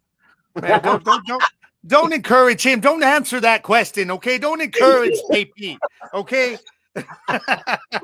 No, I'm up on my time zones because I got homies that live in England, and like it'd be like 8:20 in the morning over there, and then 4:20 in the afternoon over here, or 4, you know what I mean? And I'd be like, hey, it's 4:20 somewhere, and they'd be like, yeah, it's 8:20 here, and I'd be like, yeah, but it's 4:20 here, so you know we get our smoke off.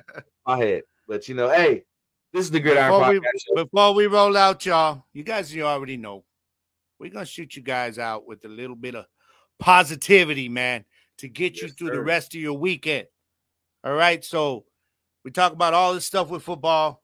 We try not to get into like the stuff outside of football for a reason, man, because y'all come here to have fun. We come here to have fun, talk about something that we love to talk about, and just get our minds away from the BS of everyday life. But once we get back away from this and we get back into the BS of everyday life, you're going to have that BS knocking you down sometimes, man. It's going to be swinging at you, and that's all right, because the key is, as long as you get back up, you brush yourself off, and you learn. You learn to adapt, all right? No matter what life's throwing at you, you adapt, you bob and weave right around it. It's in the words of the great Bruce Lee, all y'all got to do is be water, my friends. Thank y'all for watching The Gridiron, man. It's much love. We'll see y'all next week. Peace.